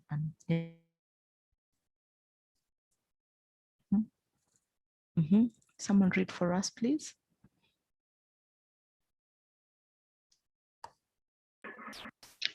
I'll read them. Thank you. So funnel questions. Asking funnel questions involves starting with general questions and then zooming in on a point in each answer. Then you move on to ask more and more detail at each level.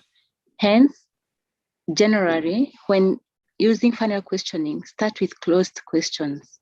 As you progress through the funnel, start using more open questions. So you're starting, it's like a funnel. A funnel, where it has a big base and then it goes using. So you go asking more questions. Okay, please continue. When to use: to find out more details about a specific point, to gain the interest or increase the confidence of the person you're speaking with. Then we have the examples. How many people were involved in the fight? About 7. Were they kids or adults? Mostly adults. Yeah. Oh, so yeah.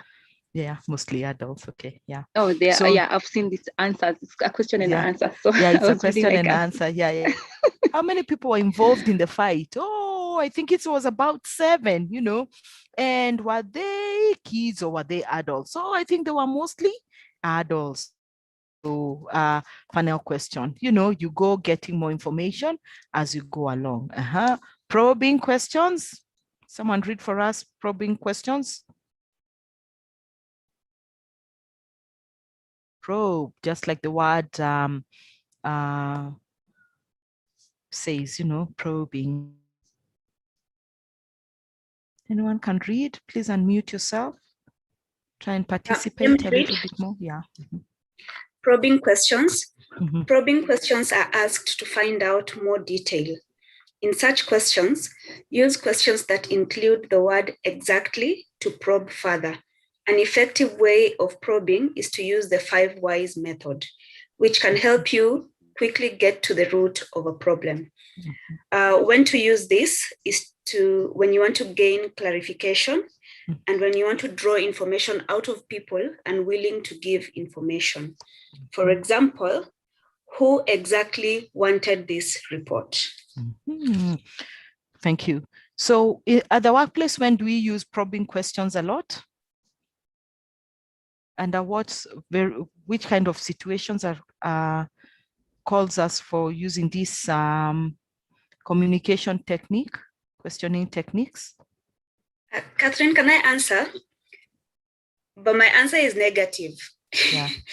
When something has gone wrong.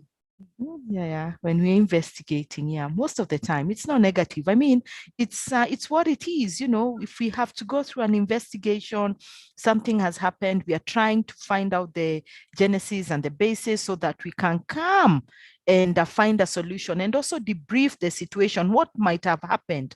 What went wrong? So that in the future, that does not happen, okay?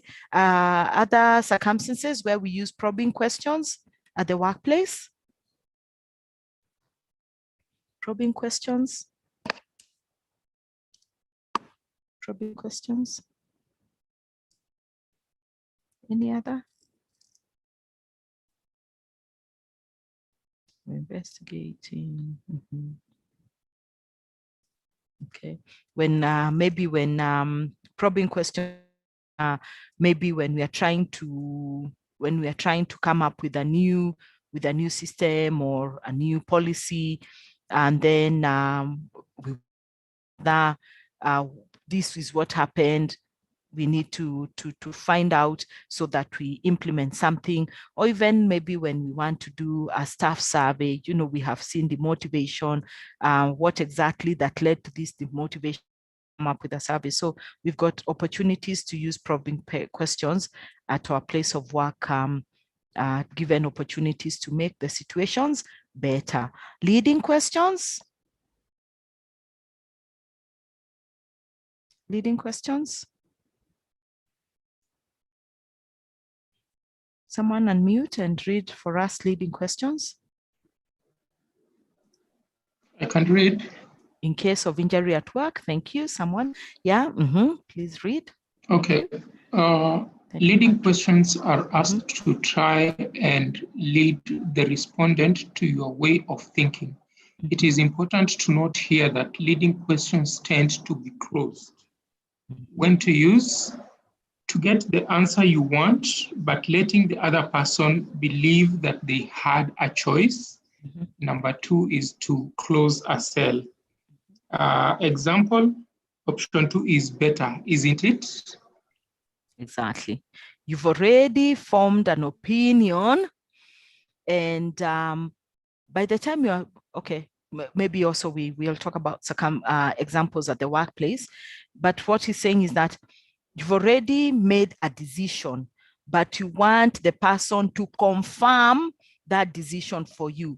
And of course, it would be unfair for you to make a bad decision and expect someone and trick someone into making that decision. That is manipulation. And we talked about manipulation yesterday. Okay, thank you, Patrick. An example of situations when we use leading questions at the workplace. Leading questions at the workplace.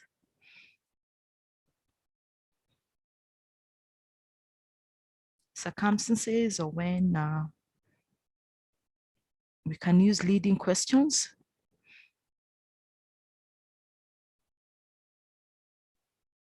Can think of one, anyone?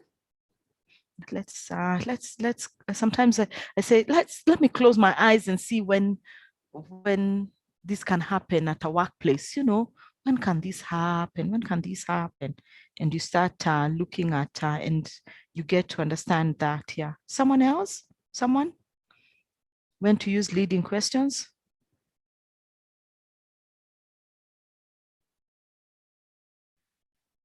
We've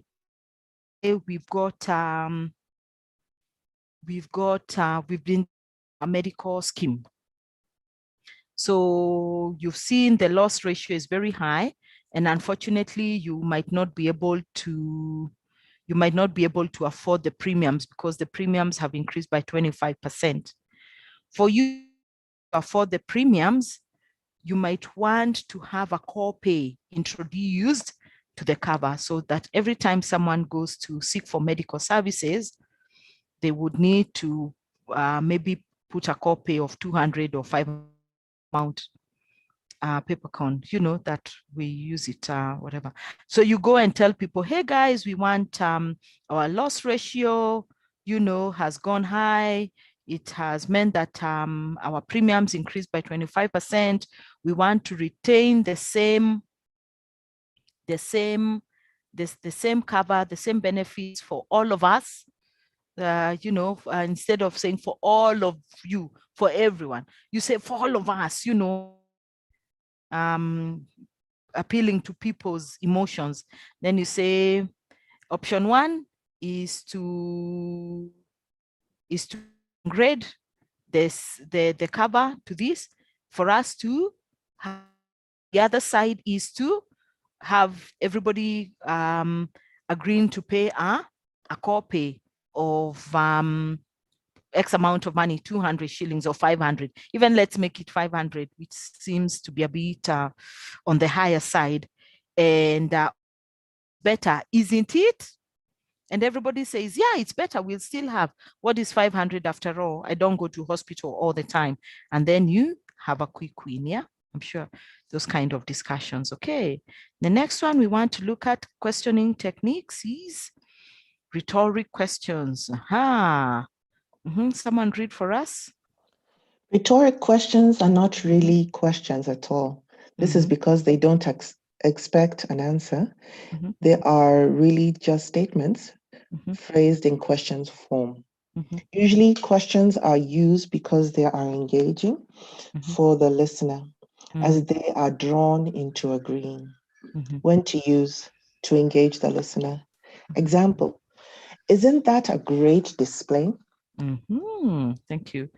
Anyone who has an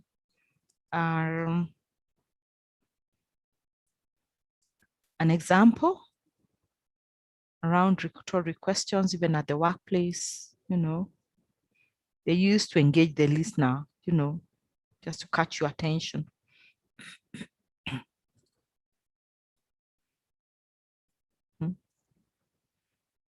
Isn't that a great display? For example, at the workplace, they are really just statements phrased in question form.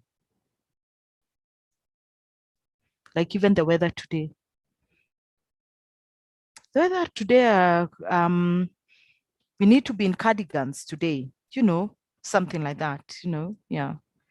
Wow. Already, the new vision boards for the office look great.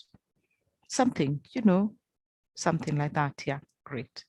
Okay, any questions, any feedback around probing questions, things that we can use? So there's no right or wrong, or the question techniques that you use should actually lead you into getting the appropriate answers for you to be able to make a decision, make the other person feel that they're included, and also influence them to be on your side or to make the decisions that you would like them to make. Okay, so let's go to the listening to build influence. Okay.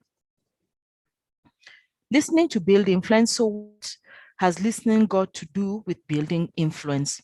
Listening, especially active listening is crucial to influencing others because listening helps you to look at the other person who is talking, appear deeply interested, lean towards the person, and your ability to ask questions. Very, very profound and very basic of what it is.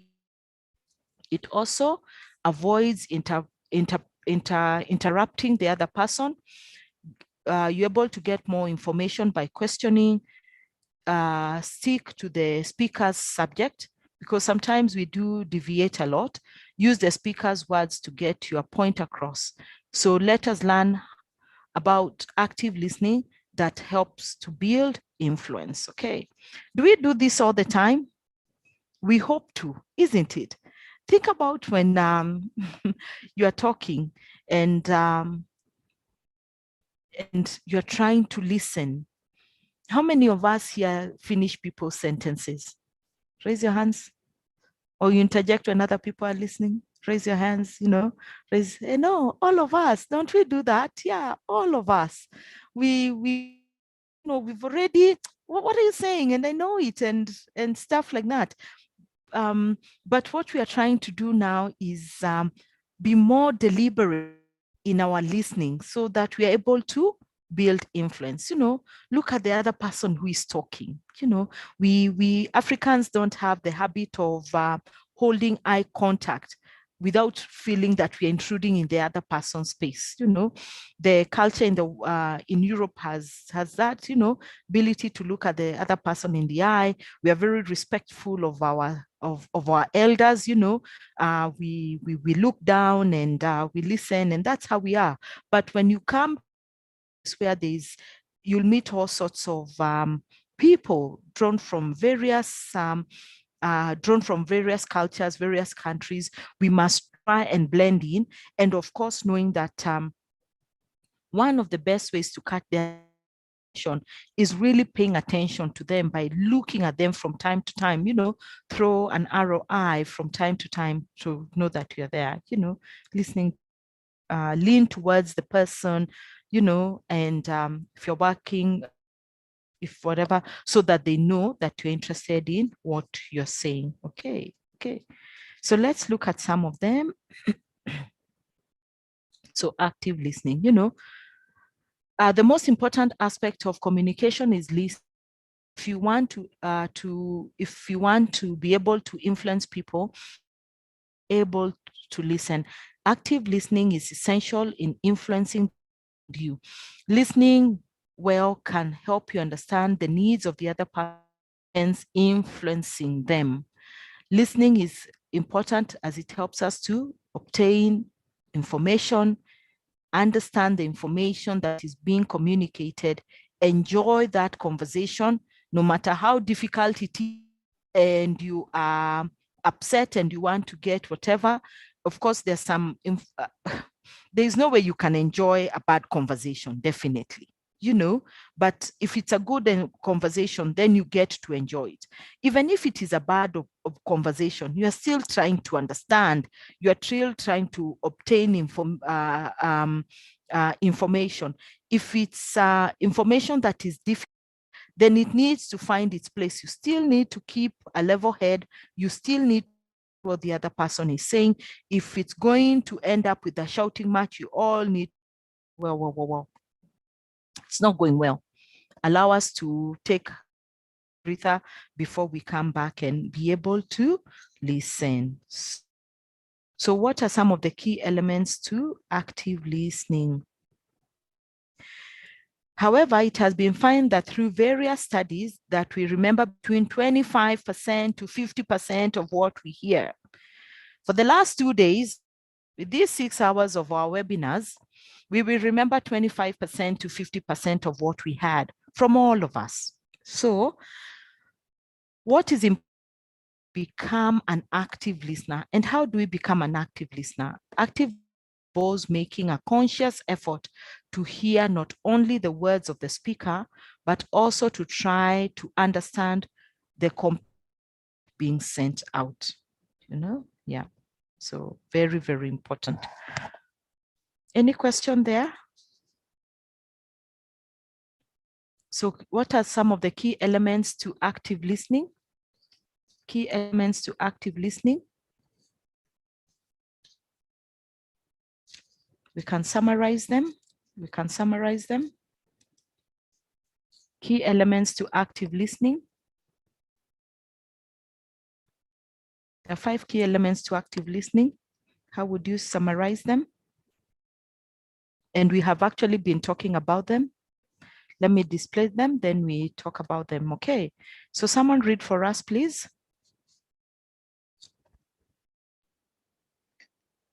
There are 5 key elements of active listening that help in actively listening to the speaker. They are: pay attention, show that you are listening, provide feedback, prepare judgment, respond actively. Appropriately. Okay, thank you. So I would like us to look at each one of them, because then they will be able, these are elements help you to influence your conversation, influence the other person. What is it? What does it mean by paying attention? And maybe just reflect back at the workplace with maybe examples, something that you have seen going right, something that you would really encourage us to take away and stuff like that. Please, let's share. What does it mean? Pay attention. May I share? For example, if a member of staff came to see me in the office, for me, in order for me to be able to pay attention, I would usually put my phone on D&D so I'm not disturbed. And then if my laptop, I would close it and then have a notepad and paper. Sorry, a notepad and pen, just in case I need to jot down some details of what the discussion is about. Very true, very, very appropriate, you know, just great examples around paying attention to the other person and to the conversation, and also recording it down and saying, well, so that you don't lose any important information that they will be sharing, or important points that you need to refer to once the meeting is over. Just shows that you really are paying attention to the other person. And if people just come into your office from time to time and you are so swamped, what happens? You tell them, no, not now, go, come later. And if you're these people who are privileged to have assistants, book with my assistant. Hey, I want to be like you guys in my next life. What do you do? Pay attention. You can always ask them to, if it's really dire, if you can accommodate, or maybe they're just passing to say hello, and go, you know. So important. Or if you have a closed office, then close the door, and people will know that you are concentrating on something. Or sometimes, because if your office is busy, why don't you go and work in a room like the boardroom or stuff like that, so that you get the time to concentrate on what you're doing and then come back to your office. Okay, show that you are listening. What are some of the things that we can do to show that we are actively listening? And just like what Sarah has done, give us an example at the workplace, please, that we can take away. Yeah, we can borrow from. Yeah, there is I can say something. Yeah. Probably to show that you're actively listening, you can maintain eye Someone contact. needs to just hold on. Someone needs to mute. Is it who is it Benjamin Wellington or one of the gentlemen need to mute, please? Thank you. Please go ahead. The same thing. I think that's my background. And then Oh, that's your background. Oh, that's okay. Okay. Now, because what on our way to meetings wengi hapa. Ni wengi, that's okay. Sorry. Yeah, so all I can say that under to one show that tenant. you're actively listening, you can maintain Okay. eye contact, So look at the how you person spread them here is instead of your looking at business. other You can things or decide, closing for your eyes, just example, look at the in pro, person I don't that you're need talking, all who's this talking to age. you. Yeah. You get? Okay. Yeah. And also just dancing with the emotions. You know, I see that you are happy. What has made you really excited about this? Show that you're active listening, looking at language, you know, leaning in and making sure that you really are there. And then the other thing would be around asking about their feelings. See that you have suddenly become very subdued. Is there anything that you would like me to know? Is the conversation heavy? Should we pack the conversation? Okay. Rispa, I saw your hand up.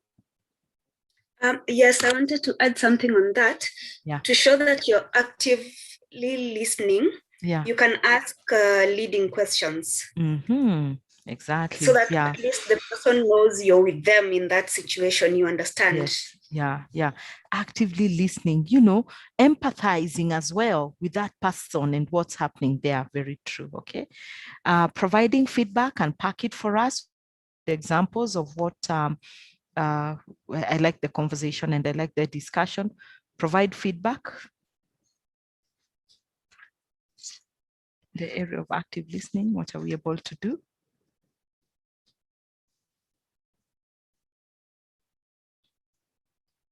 Provide feedback. Someone unmute and tell us what is it to provide feedback?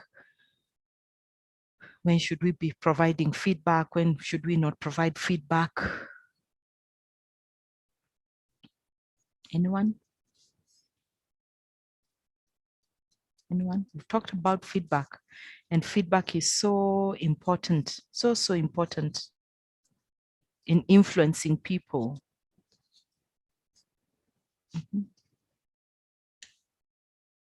Anyone? With good examples, anyone? Defying that judgment, respond appropriately with good examples. Anyone who can say anything about that? Anyone? Just to sum it up. Maybe I can just try. When we talk about giving feedback, is about understanding the issue at hand.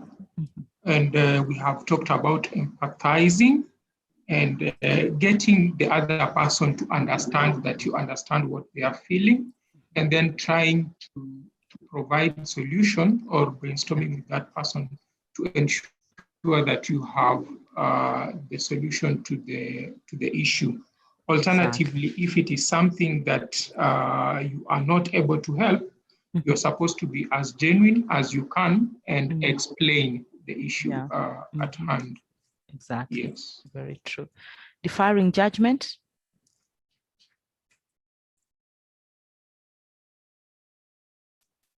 Not having a predisposed mind, allow the speaker to finish what they are saying so that you have understood, you have no prejudice, you have no biases, able to move whatever, and respond appropriately. The tone that we use, at what time you should respond, appropriately, and don't go out of the conversation that is happening. So very true, pay attention, what we have said, acknowledge the message, look at the speaker directly, do not get distracted, listening by environmental factors, listen to the speaker's body language, rephrase from side conversation while listening in a group setting. Show that you are listening, show the speaker by using your own body language and gestures. Nod occasionally, smile, and use other facial expression. Keep your posture open and inviting. Use some verbs, comments like yes, no, to encourage the speaker to continue. How do we provide feedback? Like what? Paraphrase what is being said to reflect your understanding of what is. Ask questions to clarify certain points, feedback, this is, and summarize the speaker's comments periodically. Allow the speaker to finish. Yes, allow us to finish, of us who really like to get into conversation because it's so sweet, or we want to put our point across and then we say sorry for, and then we end up with saying, oh, sorry for interjecting, I had to really say that point. You can always wait on. Do not interrupt the speaker with counter arguments which are not taking us anywhere. And then respond appropriately, be frank, be open, be honest in your response, be very authentic, put forth your opinions respectfully, treat the other person as you would like to be treated, and put yourself in the other person's shoes. Thank you for giving some good examples on how you would use this at the workplace. Okay. So use common language. I'd like us to getting back feedback. This is just use of body language, which you can actually get from the notes in terms of influencing people and making sure that you're communicating. Let's go very quickly in types of feedback, giving feedback and types of feedback. Feedback is very important and very emotive at the workplace. You know, everywhere, people don't like to get feedback. But if you have a continuous good performance management system at your place of work, you should not with feedback because it's continuous. It comes going, and it comes going, and you comes, everybody, everybody is having those conversations, feedback, you know, in our, in the tasks that we have, in the reports that we are producing, in our strategy that we execute, continuous. Okay, someone read for us that slide. And then we go to types of feedback.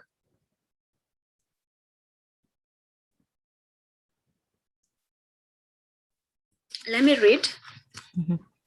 Giving feedback. Feedback is a type of communication that we must give or get.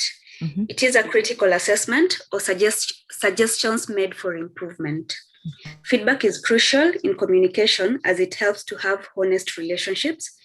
Giving feedback helps to let people know how effective they are and helps to build influence among people. Provide an impactful feedback, which is not offensive. Your approach in providing feedback helps to build influence and creates effective work relationships, which are free from conflict and hard feelings. Conflicts and hard feelings, where we have said that you need to be respectful in how we communicate.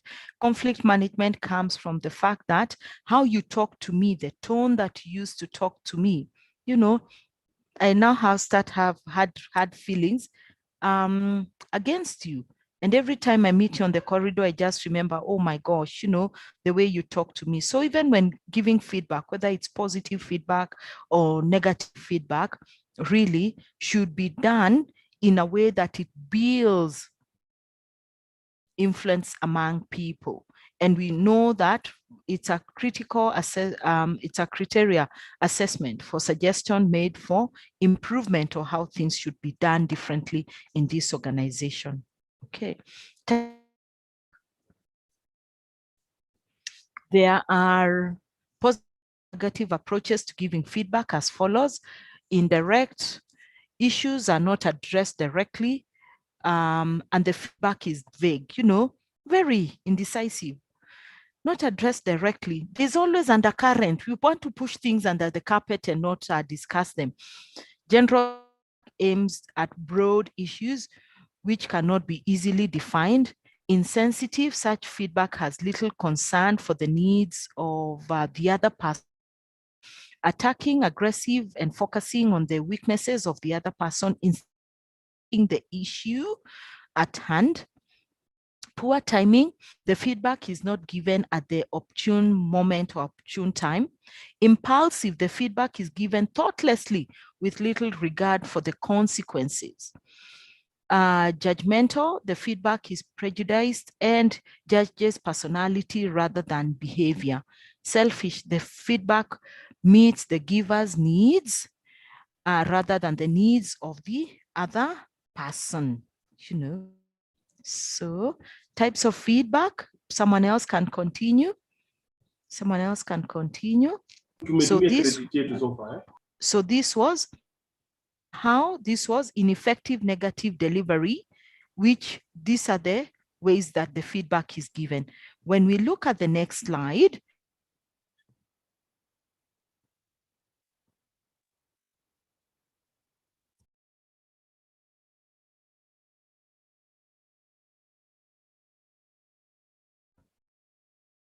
supportive.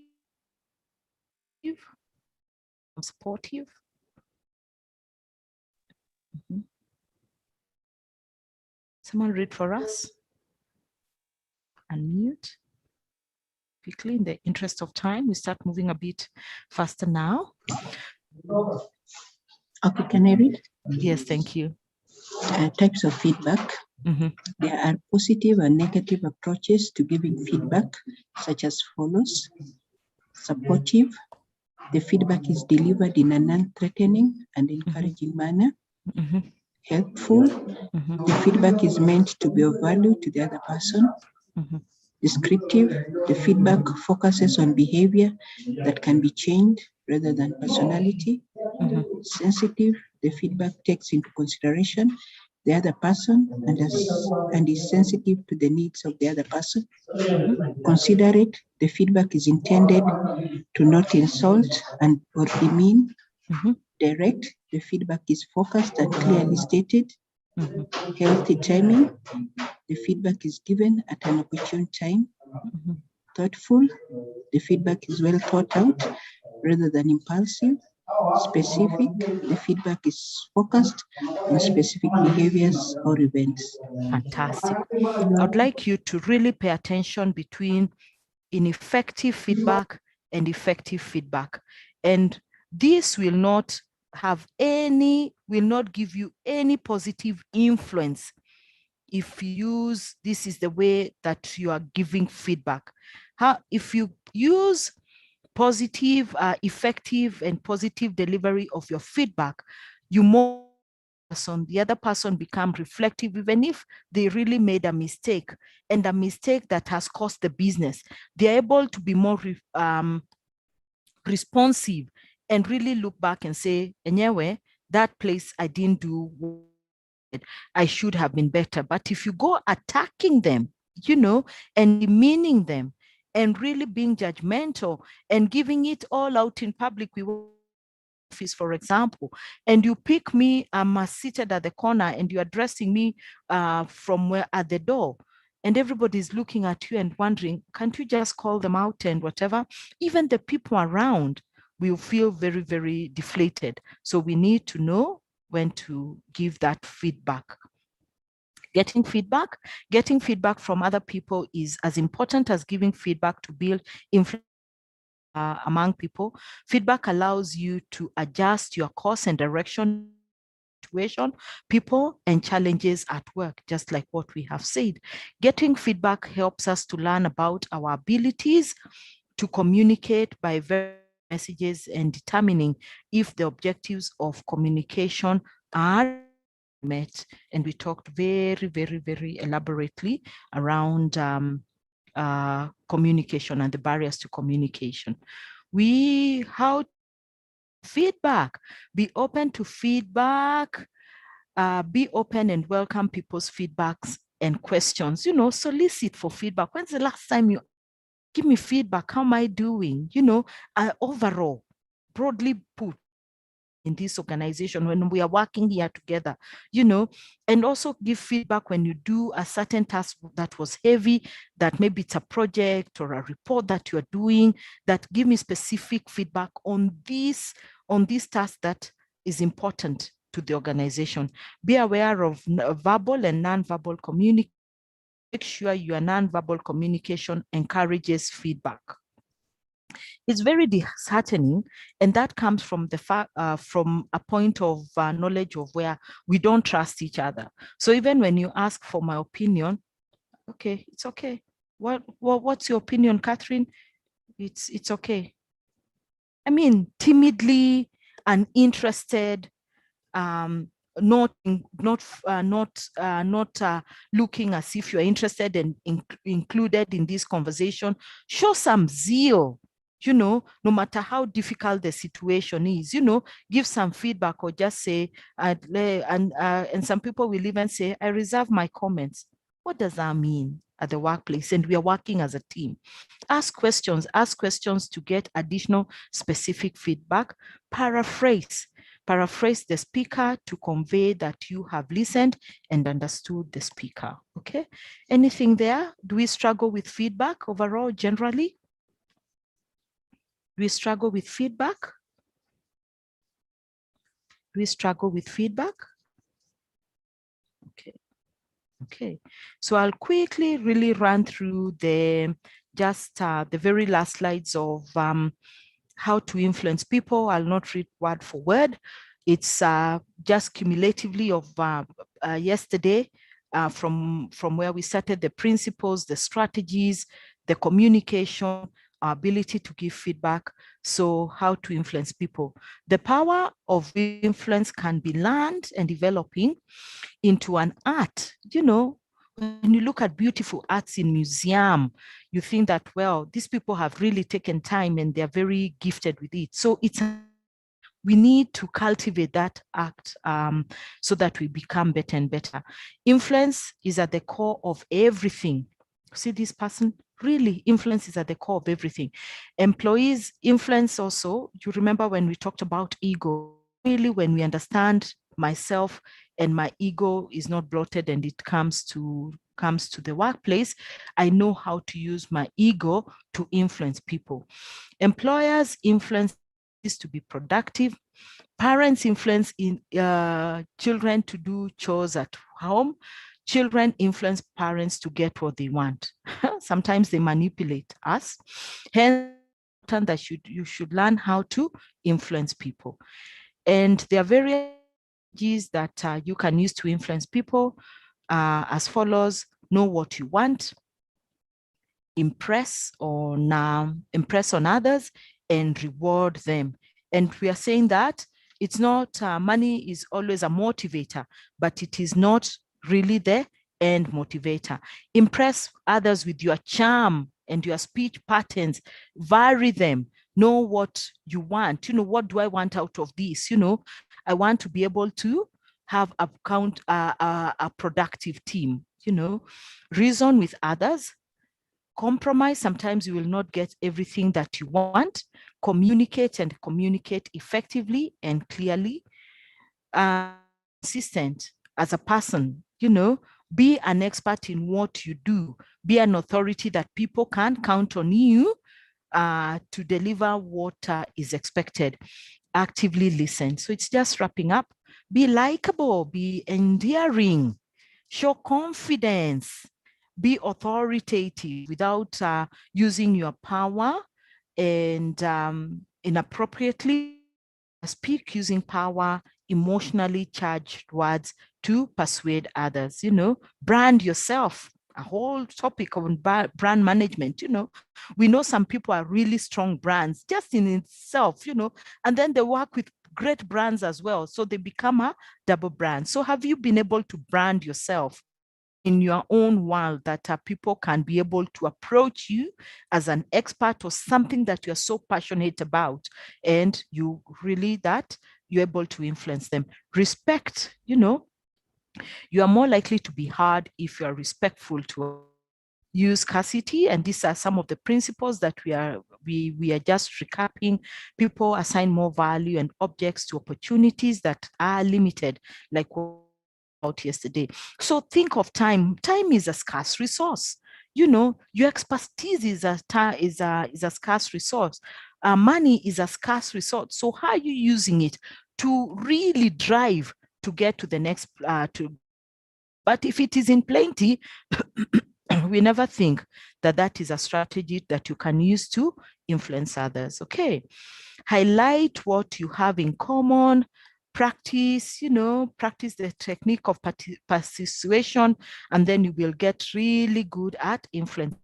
Research is one of the ways that you can really make sure that you have your facts right. Read a lot. Have peer reviews among yourselves, among ourselves. We are a strong community of practice, and also just use other ways. Go back to school, be the one, an authority in that field for you to be able to do what is right. Ask, but allow yourself to be vulnerable. We don't know everything, you know. Make sure that you say please and thank you. Basic things, you know, we see them in schools and we think that we leave them there, but they follow us even at the wider world when we come in. Be positive, you know, have a sunny disposition, bring hope to people. Hope is not a strategy, but yes, be positive in terms of be the one, you know, not bringing in doom, gloom and doom. Send positive vibes. Get endorsements, you know, get the affirmation that people need. you know, that you are sure that you are influencing people by what you are saying, you know. So the only way that you'll be able to influence others is when you learn to control the actions and attitude of others. Any question there? I really ran it through. I really ran it through.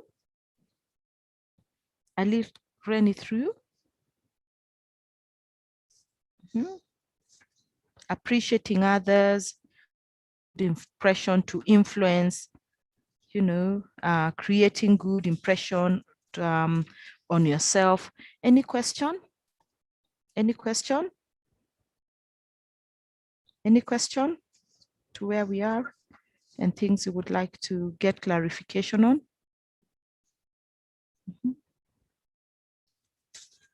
Okay. Questions?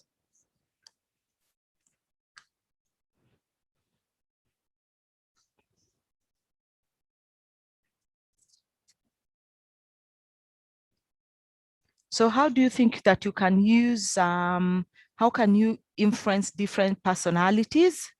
Brilliant people, my last slide, mediocre people, or even brilliant people, difficult people, mediocre people. Is there a way that you can use to influence people, different personalities at the workplace? What would you do? What would you do? Brings us to the end of our seminar, our webinar, just influencing different people and control. Anything that you would like to add? Yeah. Yeah, I would say maybe okay, to influence such people, you have to get your facts right. You have to really do your research well. Yeah, so that at least you'll not have contradictions. Maybe you can say something and then someone will correct you, like that is not right. So it's good to do the research. It's good to do the research, understand. A mediocre person is someone who you do mediocre work, you know, really substandard work, not very good work, you know, the way you carry yourself, very mediocre. Difficult people, people who are always punching holes, you know, people who are always punching in people's progress, in people's reports, you know, never seeing anything. You're always questioning and really being difficult in everything. No positive behavior, no positive aspects. And Rispa, you have your hand up. Yes, I wanted to add on to that as well. Mm-hmm. I think just from today's lesson, I was not able to attend yesterday's. Yeah. But to be able to influence the different kinds of people we have in an organization, I think I'm also just learning that communication and feedback is very key. And for you to get through a lot of the issues we have, all those problems people talk about in the organization about change and introducing new strategy, it's just about how you communicate and give feedback to these people. One of the things I have learned is what people remember most about an individual is not really what you gave them, but it's how you made them feel.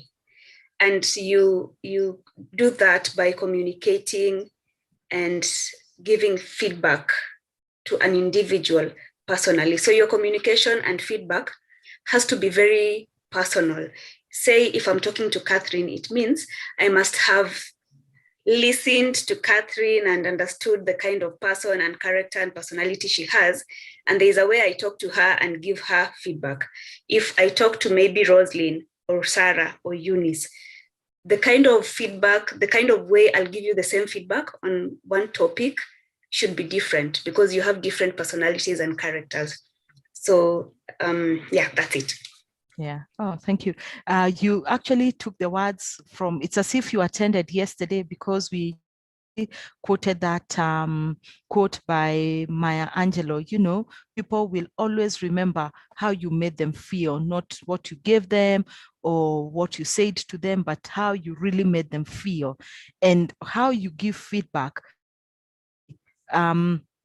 gives that highlight around how you me feel, even when you're giving me difficult feedback. that tomorrow we can still be able to work together as a team. So communication continues to play a centerfold, including influencing people to be able to move ahead in terms of everybody, their personalities, the mediocre ones,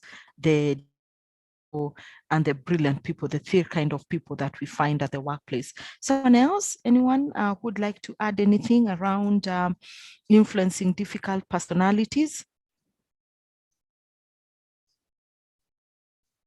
Anyone would like to add anything there? Okay. Okay. Tips on influencing people. Be ready to make friends very easily. It's not easy to make friends, especially when people get a bit older. In fact, if anything, your sphere of circle of influence and friends become smaller and smaller. Out of the mental rut, think of new thoughts, acquire new, discover new ambitions. Win people to the way of thinking by understanding their point of view, and increase your popularity by they are helping others, wanting to take up extra responsibilities if you're capable of doing that with the facts right. Don't take up things that you do not understand. Handle complaints and avoid arguments. Keep your human contact pleasant.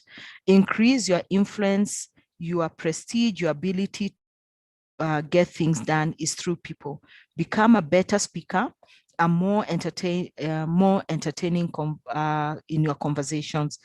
Make sure that people who are around you feel that they're important and they really do matter, and their contribution just matters as well. Okay, so that brings us to the end of our webinar for 2 days of influencing people at the workplace, strategies, principles, communication, feedback, and I open these sessions to any questions, also giving feedback on how it has been, and what are you really taking away from today's units, what we have discussed, and what are you promising to reflect on as we go to the next sessions of our work.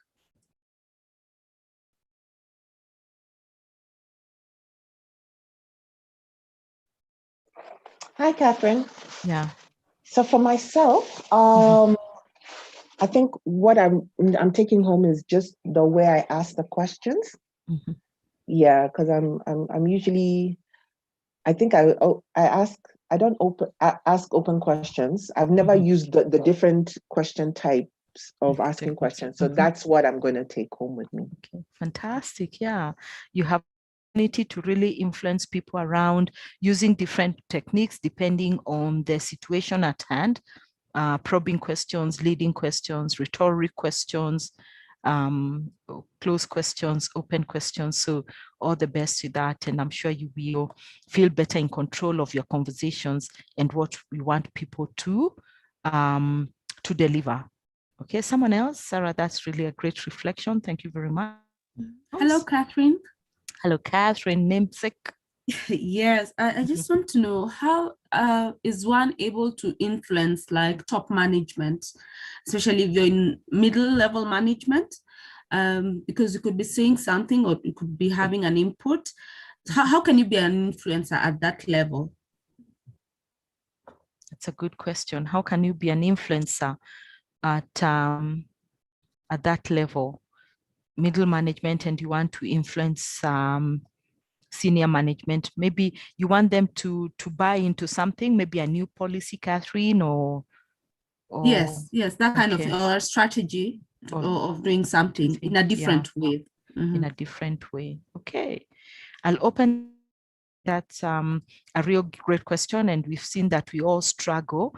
Someone also who said, how do I make the top management understand, and buy in, and be able to talk to my supervisor without them feeling that I am I'm overstepping my mandate, I'm overstepping my authority, and I really want the best and I want to give feedback. What can we do, guys? Any input? What have you done? Probably. Yeah. For me, what I would say is that you have to be good in giving feedback. And what it means is that you cultivate your communication skills, that at the end of the day, whenever you want to give feedback, you give it in a constructive way that shows that you understand the direction of the business, the challenges the business is going through, and that at the end of the day, you would want to be part of the solution.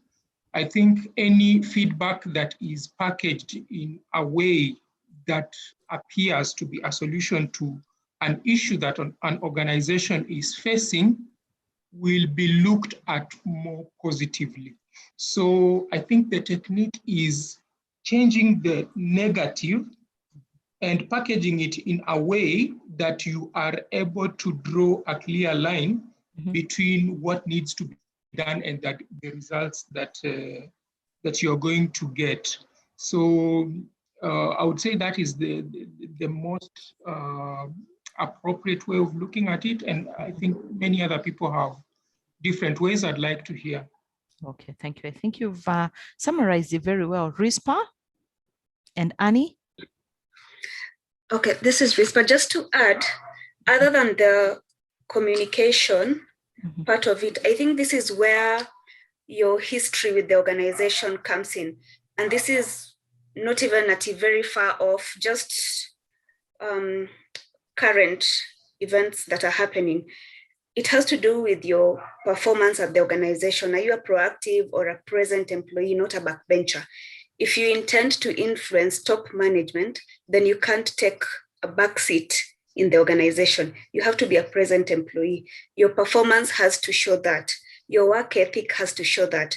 I believe the top management has an oversight on how each and every employee performs within the organization.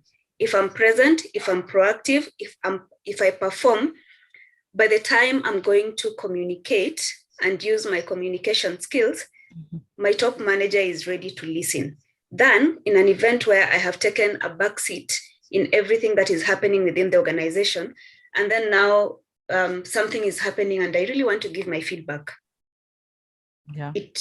You have to be part of that organization and be proactive for you to be able to influence top management. Yeah, I agree. In terms of being present and really being present doesn't mean that you have you're always speaking in the town hall meeting. Being present doesn't mean that you always have an opinion for everything and you seem to be the only one who can give solutions.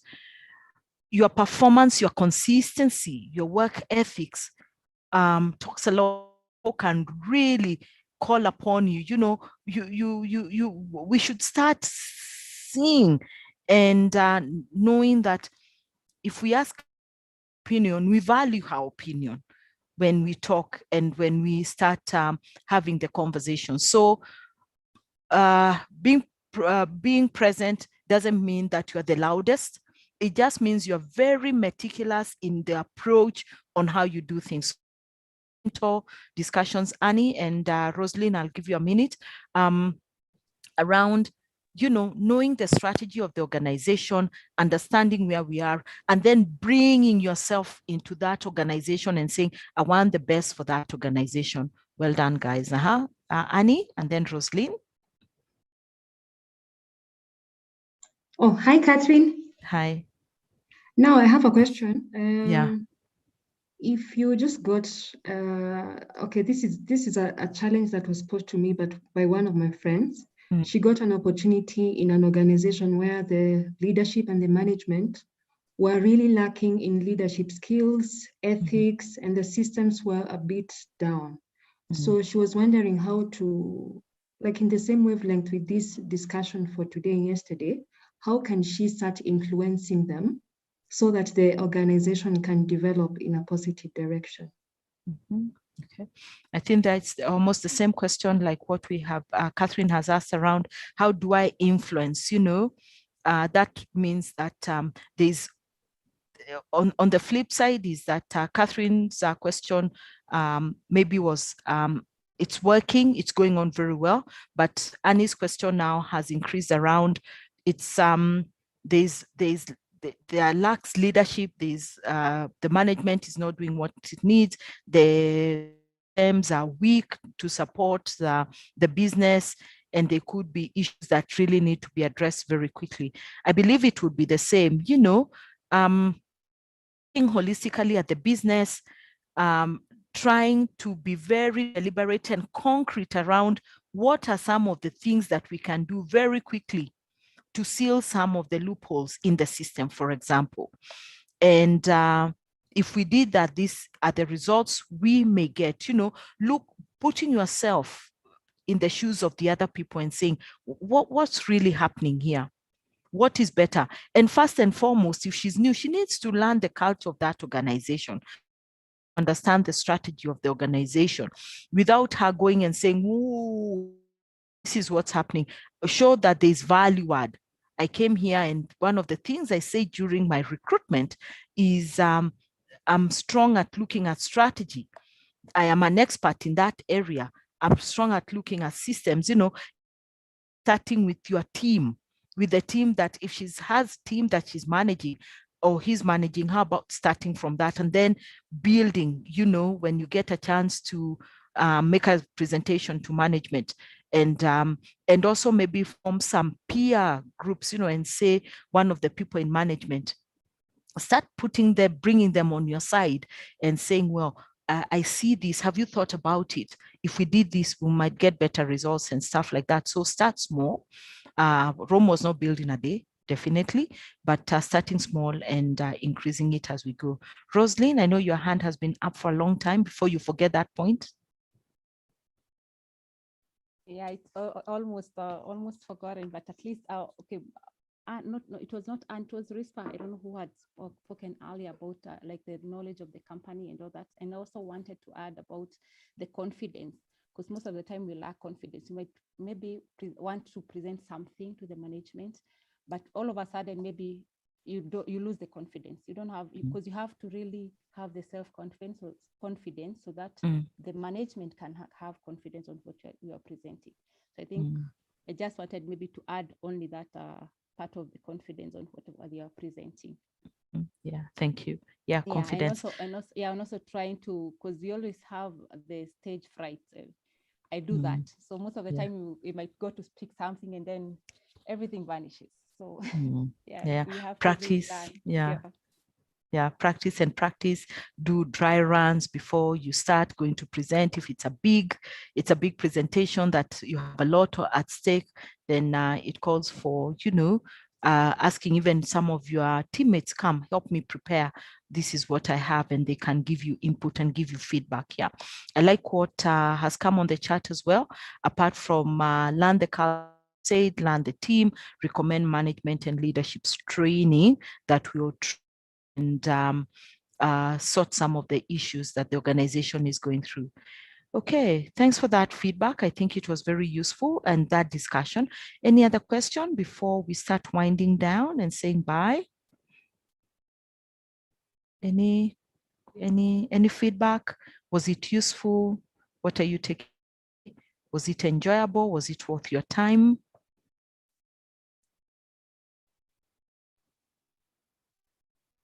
Okay, before I give my feedback, just a little contribution on the techniques of developing leadership. What we need to understand is, first of all, know that leadership is action, not position.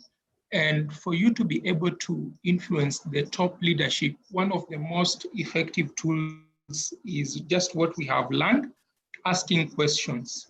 When you package questions and you ask them very well, you might as well be given the opportunity to provide solutions to those questions. And that is how people get into top leadership positions, because at the end of the day, we are trying, leadership is trying to come up with a vision, come up with plans, objectives, and all that. So if you are asking and they do not have the answers, they will be interested in solutions. And one of the ways you may get in is by being tasked to come up with those solutions.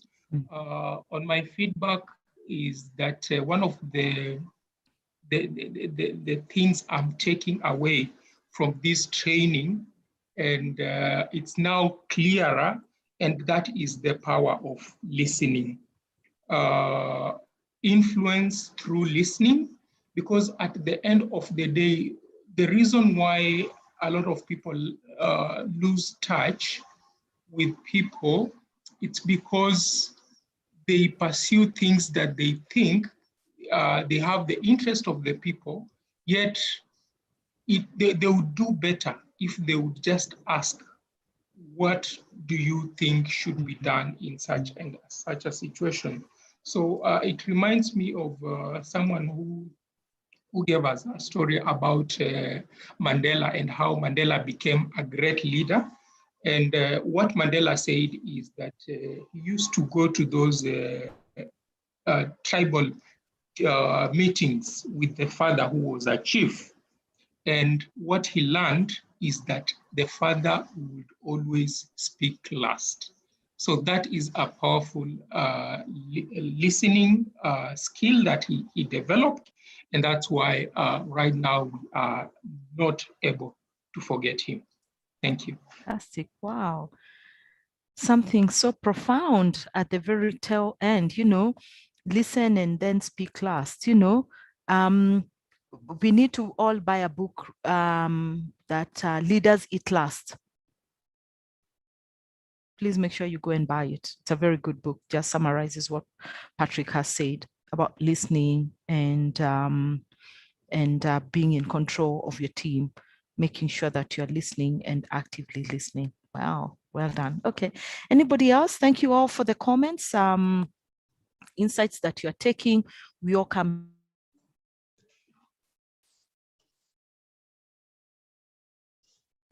Hi, Catherine and the team.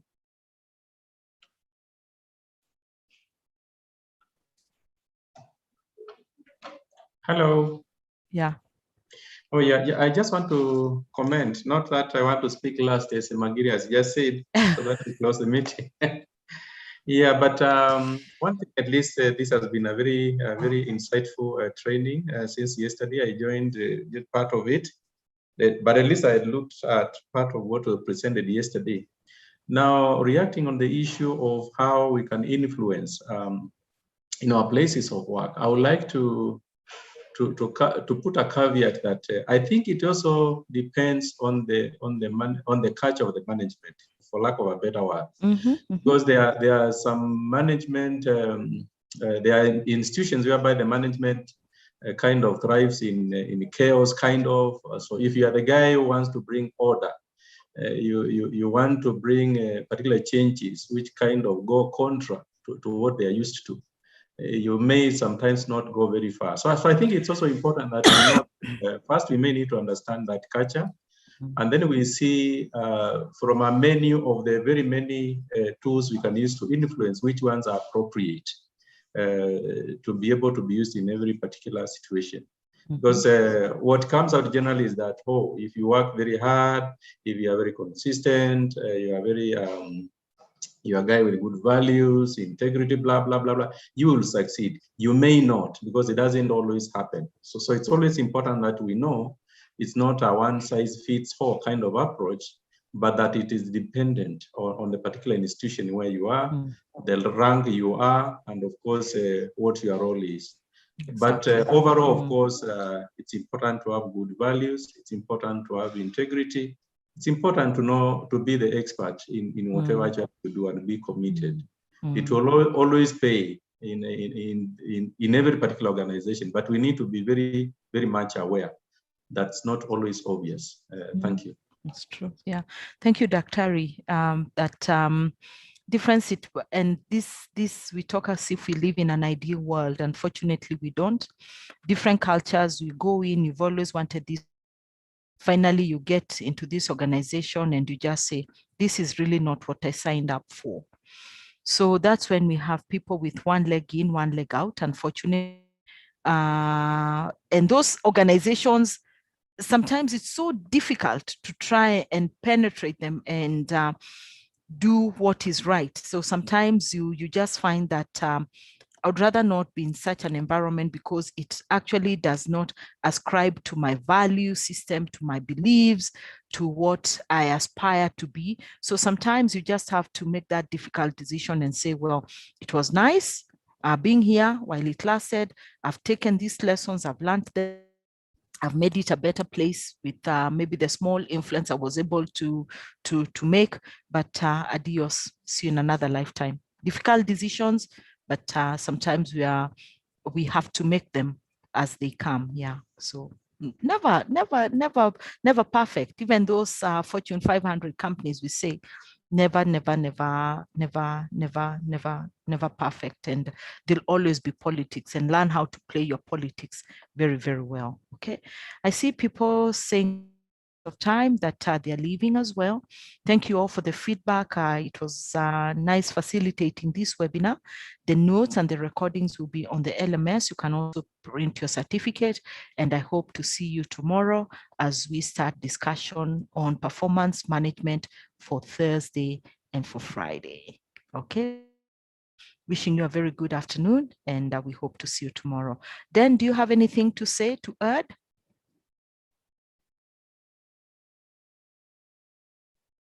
Then anything? Yeah. Okay. So see you all. See you tomorrow if you're able to log in to continue the learning, and have a very good and blessed afternoon. We'll be leaving shortly. Or unmute yourself and say bye. Thank you, Catherine. Bye. You're welcome. Bye. Thank you so much. Bye. Thank you. Yeah, always having nice you guys around. Always so refreshing.